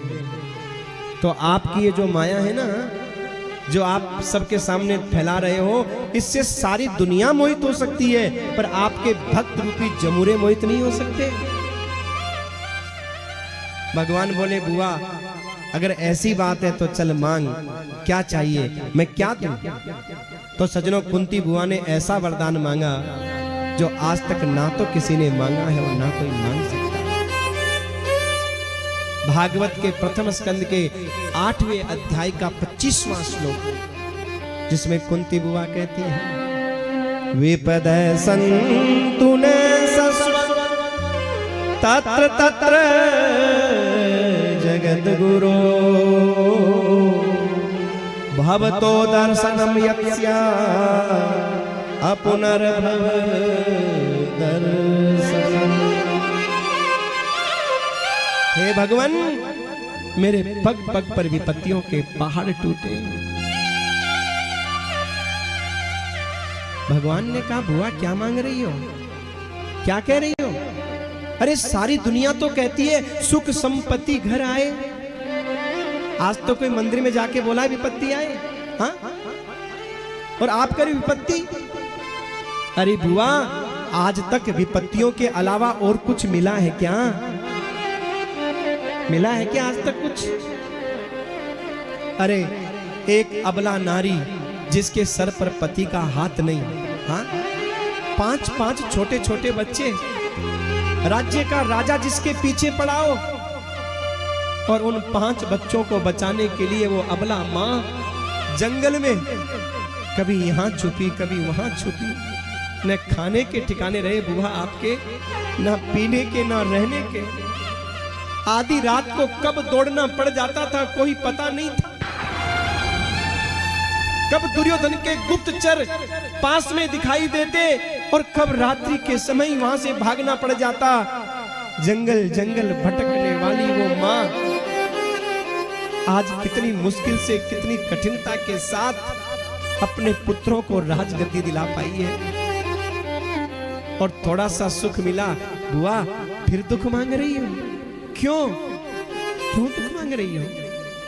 तो कुंती बुआ कहती है, केशव, भले ही मेरे रहने के ठिकाने नहीं थे, खाने के ठिकाने नहीं थे, भले ही मेरे सोने के ठिकाने नहीं थे, पर उस समय आप कंधे से कंधा मिलाकर के मेरे साथ चलते थे। और सच कह रही हूं, जब आप कंधे से कंधा मिलाकर के साथ चलते थे ना, तो सारा दुख गायब, लगता ही नहीं था दुख। और आज जब मेरे पुत्र राजगद्दी पर बैठ गए, सुख आ गया, तो आप छोड़ करके जा रहे हो, आप छोड़ करके जा रहे हो। नहीं चाहिए ऐसा सुख, नहीं चाहिए। अरे सुख के माथे सिल परे, जो नाम हृदय से जाए, बलिहारी बात दुख की, जो पल पल नाम रजाए।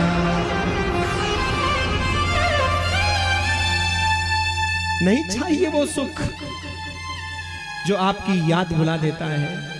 अरे हमें तो वो दुख चाहिए जो हमेशा आपकी याद दिलाता रहता है ठाकुर, याद दिलाता है। युधिष्ठिर जी महाराज रोते हुए आए, केशव मुझे राजगादी पर नहीं बैठना। क्यों, क्या हुआ?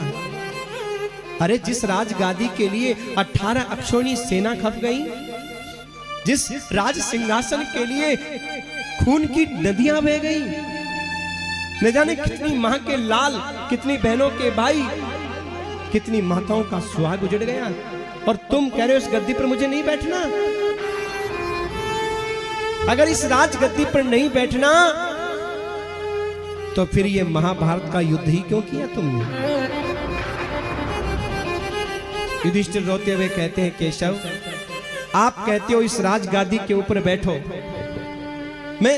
मैं इस राजगादी के ऊपर जैसे ही बैठने के लिए चलता हूं ना, मुझे उन बहनों के हाथ में राखी दिखाई देती है, जो बहनें मुझसे कह रही है, युधिष्ठिर तुम राजा हो और हमारे भाई की कलाई हमें ला करके दे दो, हम उसे राखी बांधना चाहती हैं। बोलो कहां से लाऊं? क्योंकि मैंने अपने हाथों से युद्ध में मार डाला उनके भाइयों को। आप कहते हो इस राजगादी पर बैठो। मैं जैसे इस राजगादी पर बैठने के लिए चलता हूं ना, मुझे उन माताओं की सुनी मांग दिखाई देती है, जिनके मांग के सिंदूर को मैंने पोंछ दिया अपने हाथों से। वो मुझसे कह रही है, युधिष्ठिर तुम राजा हो, हमें ला करके दो। कहां से ला के दो? आज मैं आपको ऐसे भक्त के पास लेकर के चलता हूं जो मेरा परम भक्त है। कौन? पितामह भीष्म। हाँ सजनों, जिनके रोम रोम में बाण लगे हुए हैं। सैया भी बाणों की, गद्दा भी बाणों का, चद्दर भी बाणों की, तकिया भी बाणों का, रोम रोम में बाण, टप टप खून टपक रहा है। लेकिन वारे पितामह भीष्म, फिर भी भगवान का नाम नहीं छूट रहा है, फिर भी भगवान का स्मरण नहीं छूट रहा है। हाँ? हम लोग मखमल के आसन पर बैठ करके भगवान का भजन नहीं कर पाते हैं, दल्लभ के गद्दे पर सो करके भगवान का भजन नहीं कर पाते हैं। लेकिन धन्य है पितामह भीष्म, जिनके रोम रोम में बाण लगा हुआ है और फिर भी श्री कृष्ण का स्मरण हो रहा है। ध्यान देना मेरे भाइयों, ये कथा एक शिक्षा और देती है।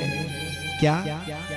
ये कथा हमें शिक्षा देती है कि आज के लोग जो छोटी छोटे बातों को लेकर के, छोटे से दुख को लेकर के आत्महत्या जैसा अपराध कर लेते हैं, पर पितामह भीष्म हमें शिक्षा देते हैं, ये शरीर बड़ा अनमोल है। दुनिया के झूठे उल्टे सीधे झगड़ों के कारण आत्महत्या करना इस शरीर की सार्थकता नहीं है। ध्यान देना, ये जीवन बड़ा अनमोल है। पितामह भीष्म को तो इच्छा मृत्यु का वरदान था, और जिसके रोम रोम में बाण लगे हो, इससे ज्यादा महाराज और क्या तकलीफ होगी और क्या कष्ट होगा। लेकिन इच्छा मृत्यु का वरदान होने के बाद भी पितामह भीष्म ने अपने प्राणों का त्याग नहीं किया। और पितामह भीष्म कहते हैं, जब तक सूर्य उत्तरायण नहीं आ जाता और जब तक मेरे आराध्य मेरी आंखों के सामने आकर के खड़े नहीं हो जाते भगवान श्री कृष्ण, तब तक मैं अपने प्राणों को छोड़ने वाला नहीं हूं। और सजनों, जैसे ही सूर्य ने उत्तरायण में प्रवेश किया, अब तो पितामह भीष्म को एक ही इंतजार है। किसका? भगवान श्री कृष्ण का। पितामह भीष्म सरसैया पर सोए हुए और पुकार रहे हैं, कब आएगा, कब आएगा, कब आएगा। और आज उस पितामह भीष्म की साधना को पूर्ण करने के लिए परमात्मा भगवान श्री कृष्ण आज पांडवों को साथ लेकर के और पितामह भीष्म के पास में आ रहे हैं, और मानो कह रहे हैं, आऊंगा आऊंगा मैं, आकर दर्श दिखाऊंगा, है मेरे भोले बाबा, मैं आकर दुखड़े मिटाऊंगा। और पितामह भीष्म के पास में भगवान पहुंचे हैं। धर्म का उपदेश पितामह भीष्म के द्वारा आज युधिष्ठिर को दिलाया है। और सजनों, पितामह भीष्म जिन्होंने भगवान की स्तुति की है 11 श्लोकों में महाराज, बहुत सुंदर, जिसे भीष्म गीता कहते हैं। भीष्म गीता धर्म का उपदेश देने के बाद पितामह भीष्म, जिनकी उन बूढ़ी आंखों में भगवान को देख करके अश्रुपात हो रहा था, रो रहे थे और रोते हुए भगवान के चरणों में अपने प्राणों को समाहित करने के लिए और तैयार हैं। पर देखो क्या कहा, बोले प्रभु मैं अपने प्राणों को जब तक छोड़ूं तब तक आप किस मुद्रा में कैसे खड़े रहो? सदैव देवो भगवान प्रतीक्षता कलेवरं यावदिदं हिनोम्यहम् प्रसन्नहासा रुणलोचनोल्लस मुखाम्बुजो ध्यानपतश्चतुर्भुज। हे ठाकुर, जब तक मैं इस कलेवर को, शरीर को छोड़ नहीं दूं, तब तक आप मेरे सामने चतुर्भुज रूप धारण करके प्रकट रहो, खड़े रहो, प्रतीक्षा करो मेरे शरीर को छोड़ने की। और सुनो, प्रसन्न हासा, एकदम मुस्कुराता हुआ चेहरा, हाँ? ऐसे उदास नहीं, अरुण नेत्रों से उल्लसित मुख वाले चतुर्भुज रूप से जिनका मैं ध्यान करते हुए आया हूं। देखो, भगवान तो वही है, लेकिन अंतिम समय में पितामह भीष्म चतुर्भुज रूप की प्रार्थना कर रहे हैं। जानते हो क्यों? क्योंकि आज तक पितामह भीष्म ने जिन भगवान का ध्यान किया है वो चतुर्भुज रूप का ध्यान किया है, और आज पितामह भीष्म उन चतुर्भुज रूप भगवान की प्रार्थना करते हुए कहते हैं कि आप इसी रूप में मेरे सामने खड़े रहो, जब तक मैं इस कलेवर को छोड़ नहीं दूं, इस शरीर को छोड़ नहीं दूं। और 11 श्लोकों में यहां महाराज स्तुति की है। और कौन से छंद से? पुष्पकाग्रह छंद से। देखो, एक एक श्लोक से और एक एक फूल भगवान के चरणों में चढ़ाया है। पितामह भीष्म के रोम रोम में बाण लगा है, हाथों में भी बाण लगा है, पैरों में भी बाण लगा है, शरीर में बाण लगा है। तो अब फूल तो लाए कहां से, चढ़ाए कहां से? विद्वान है। तो महाराज उन्होंने पुष्पकाग्रह छंद से स्तुति करते हुए एक एक फूल भगवान के चरणों में अर्पण किया है पितामह भीष्म ने। 11 श्लोक। हाँ, पितामह भीष्म कहते हैं, एते मतिरूपकल्पिता वितृष्णा भगवती सात्वत पुंगवे विभुम्नि स्वसुखमुपगते क्वचित् हरतु प्रकृतिमुपयसु यद्भव प्रवाह। हे भगवान, मैं इस मृत्यु के समय में आपको एक जिम्मेदारी देना चाह रहा हूं, आपको कुछ भेंट करना चाह रहा हूं, समर्पित करना चाह रहा हूं। क्या? मेरी बुद्धि रूपी कन्या। ये जो मेरी बुद्धि रूपी कन्या है ना, मैंने दुनिया में इसका बहुत वर ढूंढा, लेकिन इसके योग्य कोई वर मिला ही नहीं। पर जब आपको देखता हूं ना ठाकुर, तो लगता है आपसे ज्यादा योग्य इस बुद्धि का कोई दूसरा वर हो ही नहीं सकता। ठाकुर, मैं सत्य कह रहा हूं, ये मेरी बुद्धि रूपी कन्या है ना, ये निष्कलंकित है, निश्चल है, दिव्य। मानो पितामह भीष्म कहते हैं, मैंने इस बुद्धि का प्रयोग किसी के साथ नहीं किया। मैं ये बुद्धि आपके चरणों में समर्पित करना चाहता हूं। और ठाकुर, आपकी मैं क्या महिमा कहूं, क्या कृपालुता कहूं। स्वनिगम पहाय मत प्रतिज्ञा मृत मद कर तुम वप्लुतो रथस्थ धृतरथ चरणो भयाद चलद गुरु हरिवहंतो मिवं गतोत्तरीय। हे ठाकुर, जब आपने प्रतिज्ञा की थी कि मैं शस्त्र नहीं उठाऊंगा, युद्ध भूमि में आप सारथी बने, आपने शस्त्र नहीं उठाया। और युद्ध जब प्रारंभ हुआ, धीरे धीरे दुर्योधन की सेना समाप्त होती चली गई, भाई मरते चले गए।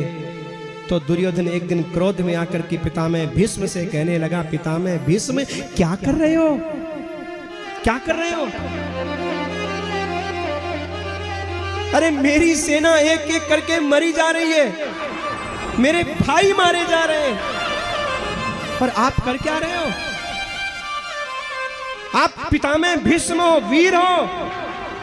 अरे कहां चली गई आपकी वीरता? मुझे तो ऐसा लगता है आप शत्रुओं के साथ मिले हुए हो। एक तरफ वो कृष्ण प्रतिज्ञा करके बैठे हैं, मैं शस्त्र नहीं उठाऊंगा, और एक आप हो जो न तो कृष्ण की प्रतिज्ञा तोड़ पाए और न ही अर्जुन के प्राणों को ले पाए। क्या कर रहे हो आप?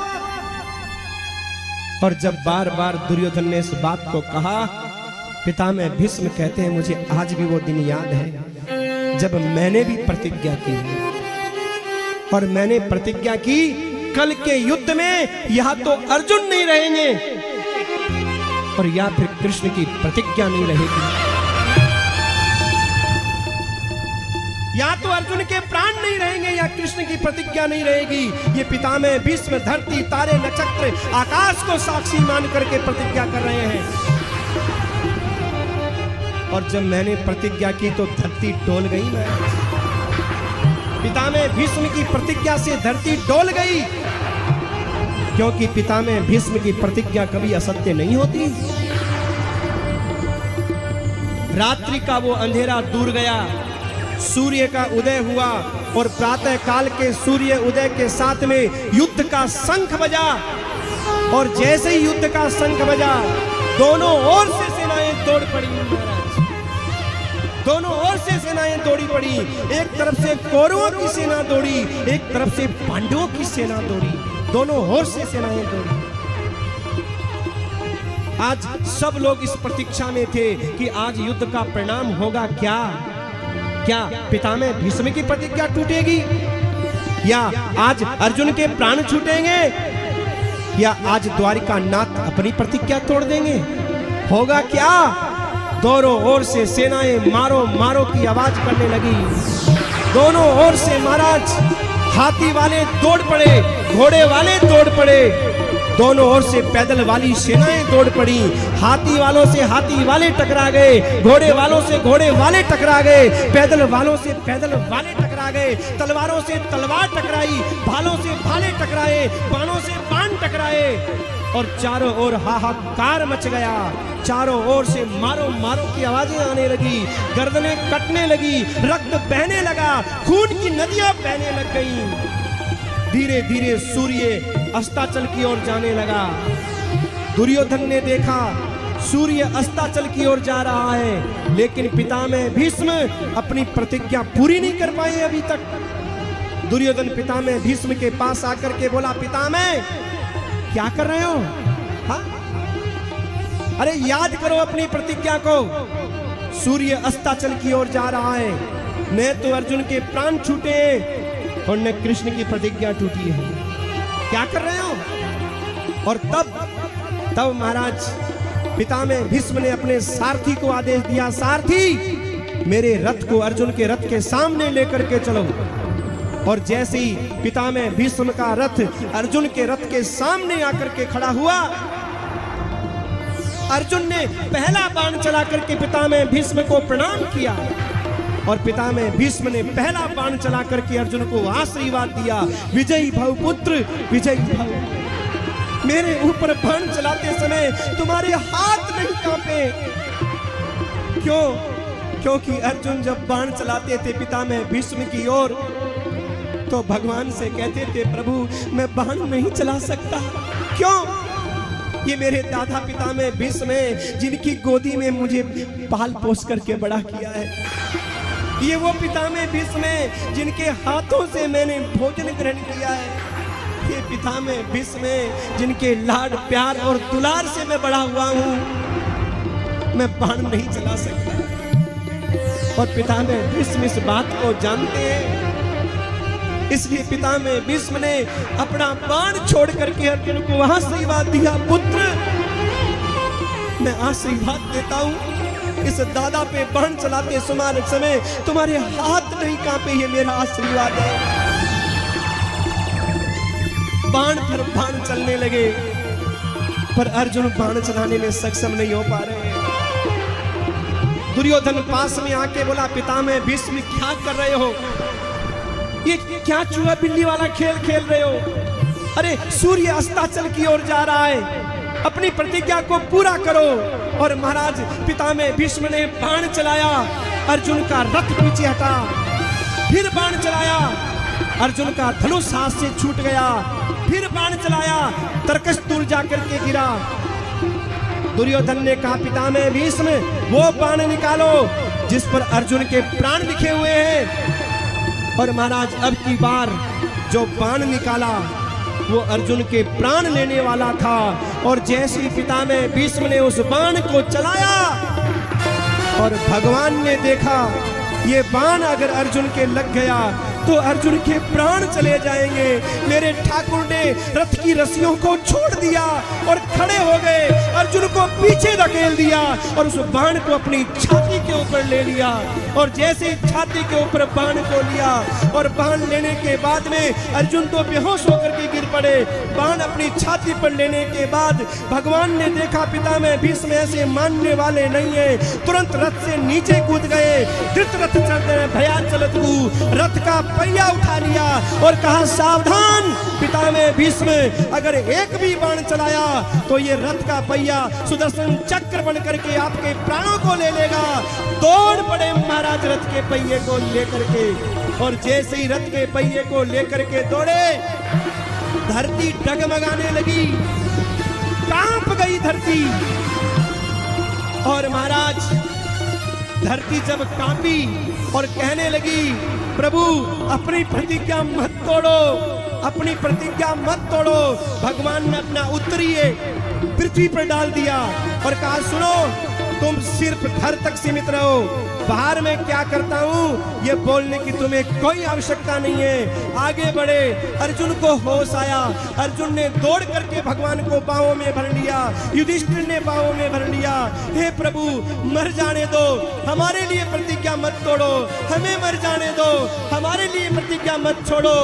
लेकिन भगवान ने कहा अर्जुन युधिष्ठिर मेरी कोई प्रतिज्ञा नहीं है, मेरी एक ही प्रतिज्ञा है, भले ही मेरी प्रतिज्ञा टूट जाए लेकिन मेरे भक्त की प्रतिज्ञा नहीं टूटनी चाहिए। बस भले ही मेरी प्रतिज्ञा टूट जाए लेकिन मेरे भक्त की प्रतिज्ञा नहीं टूटनी चाहिए।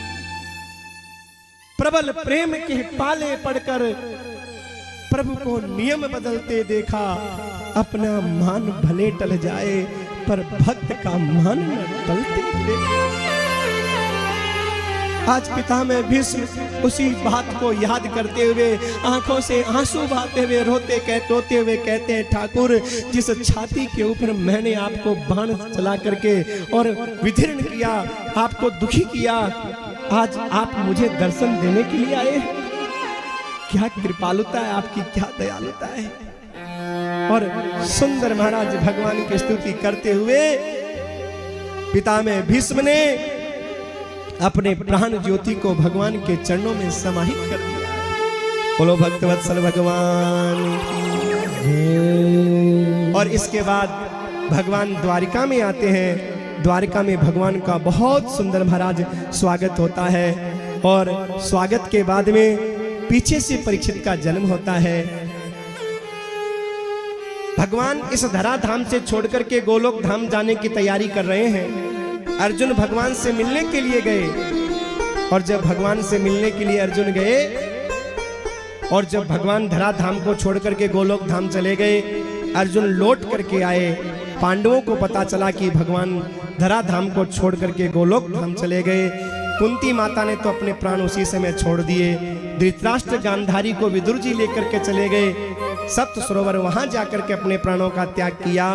और सजनों बहुत ही सुंदर किस प्रकार महाराज जब पांडवों को पता चला कि भगवान गोलोक धाम चले गए तो पांडव भी अपने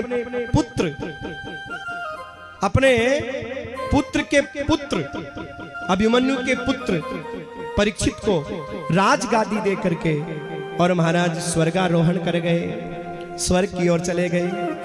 हाँ, पीछे से परीक्षित ने दिग्विजय की महाराज, और दिग्विजय करते हुए परीक्षित ने अपने पूर्वजों की बहुत प्रशंसा को सुना। मन बड़ा प्रसन्न हुआ पूर्वजों की प्रशंसा सुन करके। एक दिन की बात है, परीक्षित ने देखा एक काला काला पुरुष जो एक पैर पर खड़े हुए वृषभ देव को लातों से मार रहा है। तो महाराज सबसे पहले उस वृषभ देव से परीक्षित ने पूछा कि आपको ये दुख देने वाला कौन है, आपको जो दुख दे रहा है ये कौन है, जरा ध्यान से सुनना। बड़ा प्यारा प्रसंग है, हमें सुंदर शिक्षा देता है। क्या? परीक्षित ने वृषभ देव से पूछा कि आपको दुख देने वाला कौन है। अगर आपसे हमसे कोई पूछे कि दुख देने वाला कौन है, हम क्या कहेंगे? कोई कहेगा बेटा दुख देता है, कोई कहता है भाई दुख देता है। हाँ, यही कहेंगे ना? हाँ,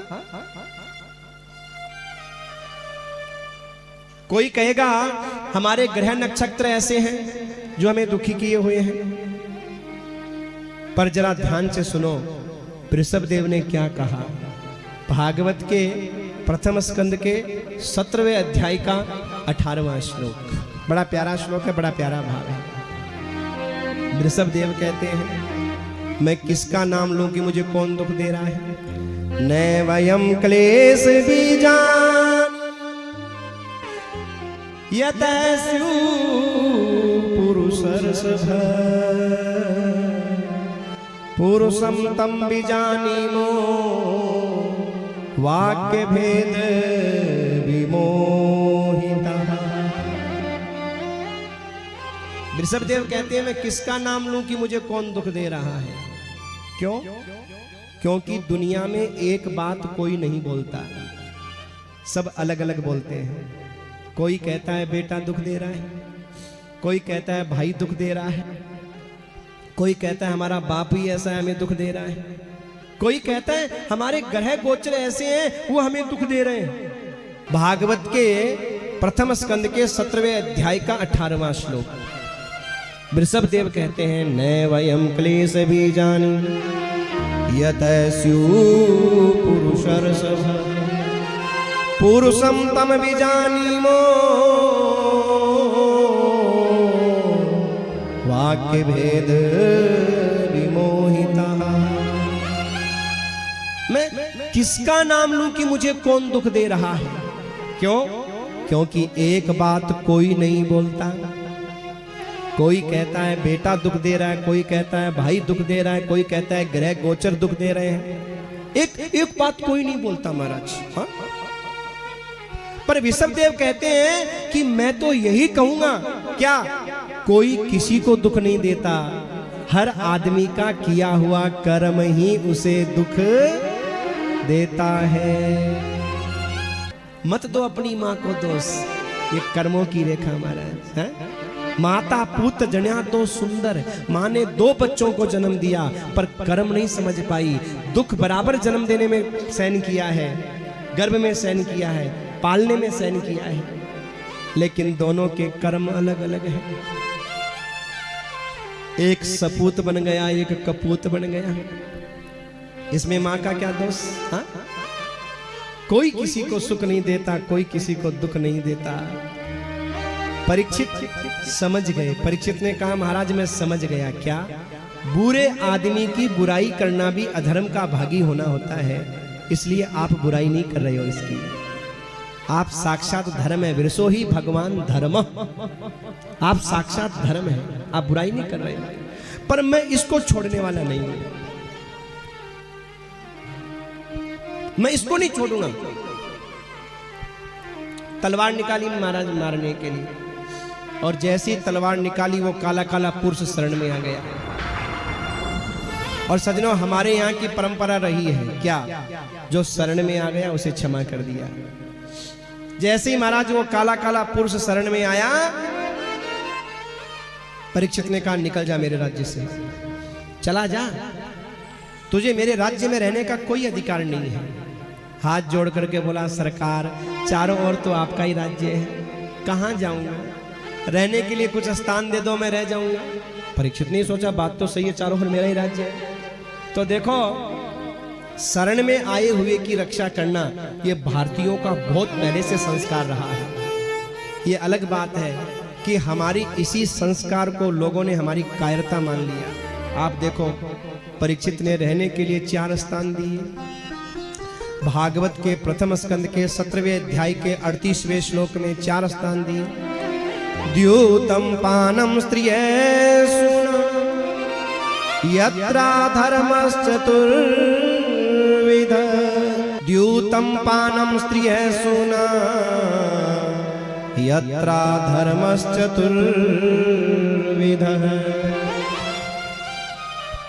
4 स्थान दिए कलयुग को रहने के लिए। कहां कहां? पहला, जहां जुआ खेला जाता हो वहां तुम रहो। दूसरा, जहां शराब पी जाती हो वहां तुम रहो। और तीसरा, जहां हिंसा होती हो वहां तुम रहो। और चौथा, बोले पर स्त्री के माथे में तुम रहो। मतलब थोड़ा सा उसे गलत देखो, देखते ही उसका कलयुग निकलता है और देखने वाले के माथे में बैठता है। फिर वो भूल जाता है कि मैं कौन हूं, क्या हूं, मेरी पदवी क्या है, मेरा पद क्या है, मेरा प्रतिष्ठा क्या है, और कलयुग अपनी गिरफ्त में ले लेता है।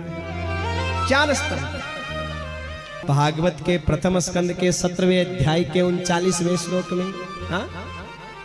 5वां स्थान दिया। कहां? पुनश्च याचमानाय जात रूप मदात् प्रभो ततो निर्दम मदम कामं रजो वैरम च पंचमम्। 5वां स्थान कहां दिया? कहां दिया? सोने में। अच्छा, एक मैया कह रही है इस सोने में। अरे इस सोने में नहीं। अरे इतनी कथाएं सुन रहे हो, लगता है आप तो सोने में रह गए होंगे। इस सोने में नहीं, वो पीला पीला सोना जो माताओं को बहुत प्रिय है। हाँ, सासू माँ की चाहे सेवा ना की हो, पर मरने के बाद में सासू माँ के गले को हार तो मैं ही रखूं, क्योंकि माँ की निशानी है। कभी माँ को रोटी भी ना दी हो, पर चूड़ियां तो छोटी बहू कहती है मुझे मिलनी चाहिए, माँ की निशानी। ध्यान रखिएगा, सेवा करके पड़ोसी की भी संपत्ति खाओगे तो सरदर्द नहीं होगा, और बिना सेवा के सगे माँ बाप की भी संपत्ति खाओगे तो वो पेट फाड़ करके निकलेगी, क्योंकि उसमें कलयुग का वास है। परीक्षित, जैसे पेड़ की जड़ में पानी डालने से डाली पत्ते सबको मिल जाता है, ऐसे भगवान नारायण की आराधना करने से सारे देवता प्रसन्न हो जाते हैं। सृष्टि के विषय में प्रश्न किया, संसार कैसे बना? तो सुखदेव जी महाराज कहते हैं, परीक्षित, सबसे पहले नारायण के हुए ब्रह्मा, और ब्रह्मा जी महाराज को भगवान नारायण ने सृष्टि का विस्तार करने का आदेश दिया। तो भगवान नारायण से ब्रह्मा जी ने कहा, मैं सृष्टि का विस्तार तो करूंगा, लेकिन कहीं मुझे अभिमान हो गया तो। क्योंकि जब आदमी कोई काम करता है और वाह वाह होती है ना, तो अभिमान बहुत जल्दी हो जाता है। कहीं मुझे अभिमान हो गया तो भगवान नारायण ने ब्रह्मा जी को 4 श्लोक दिए। बस यही चतुश्लोकी भागवत है। 4 श्लोक दिए हैं भागवत के द्वितीय स्कंद के 9वें अध्याय का 32वां, 33वां, 34वां और 35वां, ये 4 श्लोक। जब संसार में कुछ है तो मैं हूं, और जब संसार में कुछ नहीं रहेगा तो मैं तो रहूंगा। मानो ब्रह्मा जी बोले, प्रभु जब आपके अलावा और कुछ है ही नहीं, तो जो ये सब दिखाई दे रहा है ये सब क्या है? 9वें अध्याय का 33वां श्लोक। ब्रह्मा जी से भगवान ने कहा, ऋतर्थम यत् प्रतीयेत न प्रतीयेत चात्मनि तद विद्यादात्मनो माया यथा भाषो यथा तमः। हे ब्रह्मा जी, संसार में कुछ नहीं है और फिर भी दिखाई दे रहा है, इसी का नाम तो है माया। नहीं है फिर भी दिखाई दे रहा है। इस संसार में जब तक मैं संसार के प्राणियों में प्रवेश ना करूं, इस पंचभौतिक ढांचे में, तब तक महाराज कुछ नहीं होता। मैं प्रवेश करता हुआ भी प्रवेश नहीं करता महाराज। हाँ, बहुत सुंदर चतुश्लोकी भागवत का यहाँ पर उपदेश दिया है।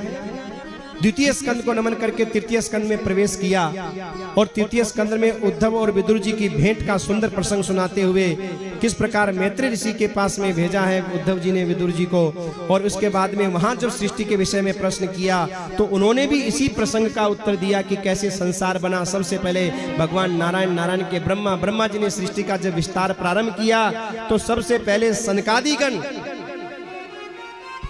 4 पुत्र उत्पन्न किए, और महाराज उनसे सृष्टि का विस्तार नहीं हुआ।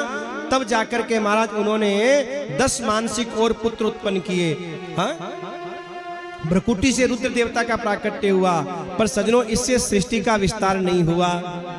तब दाएं भाग से मनु जी महाराज का प्राकट्य, बाएं भाग से शत्रुपा महारानी का प्राकट्य हुआ। सबसे पहले मानव हुए मनु, और हम जब सब मनु की संतान है इसलिए मानव कहलाते हैं। क्या कहलाते हैं? मानव, मनुष्य। हमारी मनुष्य संज्ञा क्यों है? क्योंकि हम सब मनु की संतान हैं। कुछ लोग आदमी बोलते हैं, आदमी बोलते हैं ना। आदमी क्यों कहा जाता है? जो अपने आप को आदम की औलाद मानता है ना, आदम की, वो आदमी बोलता है। और जो मनु की औलाद मानता है ना, वो मानव कहलाता है, मनुष्य कहलाता है महाराज। सबसे पहले मानव हुए मनु, हम सब उनकी संतान हुए। मनु जी के महाराज 3 कन्या 2 पुत्र हुए। आकुतिर देवहूतिश्च प्रसूति इति विश्रुता।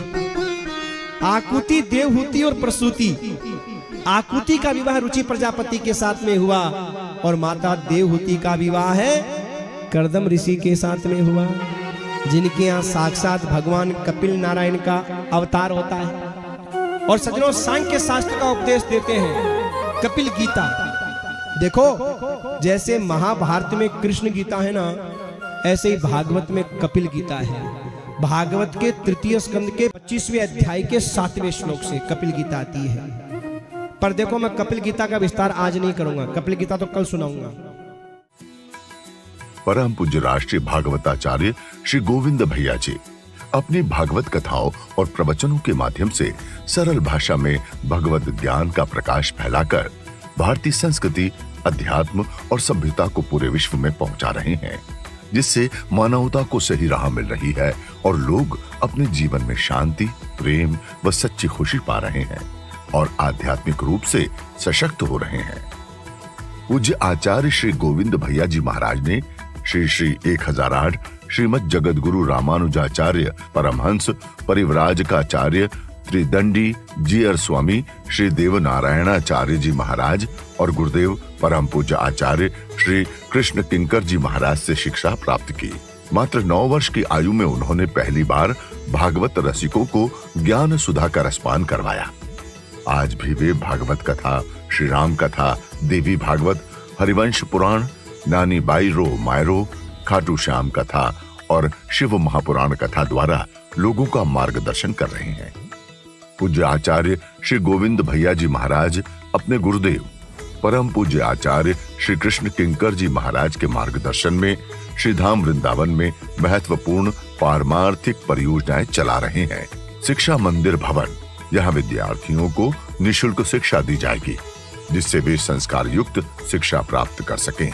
भागवत भवन श्री धाम वृंदावन में आने वाले भक्तों और श्रद्धालुओं के लिए रहने की व्यवस्था होगी, जहां वे भक्तिमय वातावरण में भगवान की भक्ति कर सकेंगे। आप पूज्य आचार्य श्री गोविंद भैया जी महाराज के सेवा प्रकल्पों में सहयोग कर सकते हैं और पुण्य लाभ अर्जित कर सकते हैं। आप निम्नलिखित तरीकों से मदद कर सकते हैं। निर्माणाधीन शिक्षा मंदिर एवं भागवत भवन निर्माण में अपने पूर्वजों या माता पिता की स्मृति में कमरा बनवाएं। निर्माणाधीन शिक्षा मंदिर एवं भागवत भवन के लिए भूमि दान करें। भवनों के निर्माण सामग्री में सेवा सहयोग करें। स्कूल में पढ़ रहे बालक बालिकाओं की शिक्षा संबंधित सामग्री में मदद के लिए अपना सहयोग दें। संस्थान में सेवा सहयोग व दान के लिए आप निम्नलिखित बैंक अकाउंट में सीधे दान राशि भेज सकते हैं। अकाउंट नेम सनातन धर्म सेवा संस्थान, account number 50200700710504, IFSC code SDFC 0000942, branch Vrindavan, account type current, UPI ID 9414985955 @SDFC bank. आपके द्वारा दान की गई सहयोग राशि आयकर की धारा 80G एवं 12A के अंतर्गत आयकर मुक्त होगी। सेवा सहयोग हेतु विस्तृत जानकारी के लिए संपर्क करें 9414985955 9460322227। राष्ट्रीय भागवताचार्य श्री गोविंद भैया जी के मुखारविंद से 1 से 3 जनवरी 2026 तक गंगापुर सिटी राजस्थान में आयोजित संगीतमय नानी बाईरो मायरो का विशेष प्रसारण देखिए 26 से 28 जनवरी 2026 सायं 4 से 7 बजे केवल आस्था पर। मनोरथी शुभ प्रसंग श्रीमती मीना गुप्ता अध्यापिका, धर्मपत्नी श्री राधा मोहन गोयल अध्यापिका के पद से सेवानिवृत्त के उपलक्ष्य पर। अधिक जानकारी हेतु संपर्क करें 9460322227 9414985955।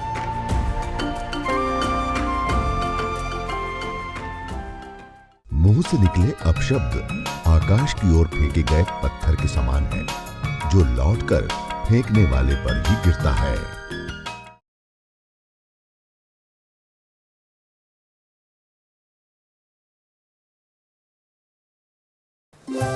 इस चाय में असली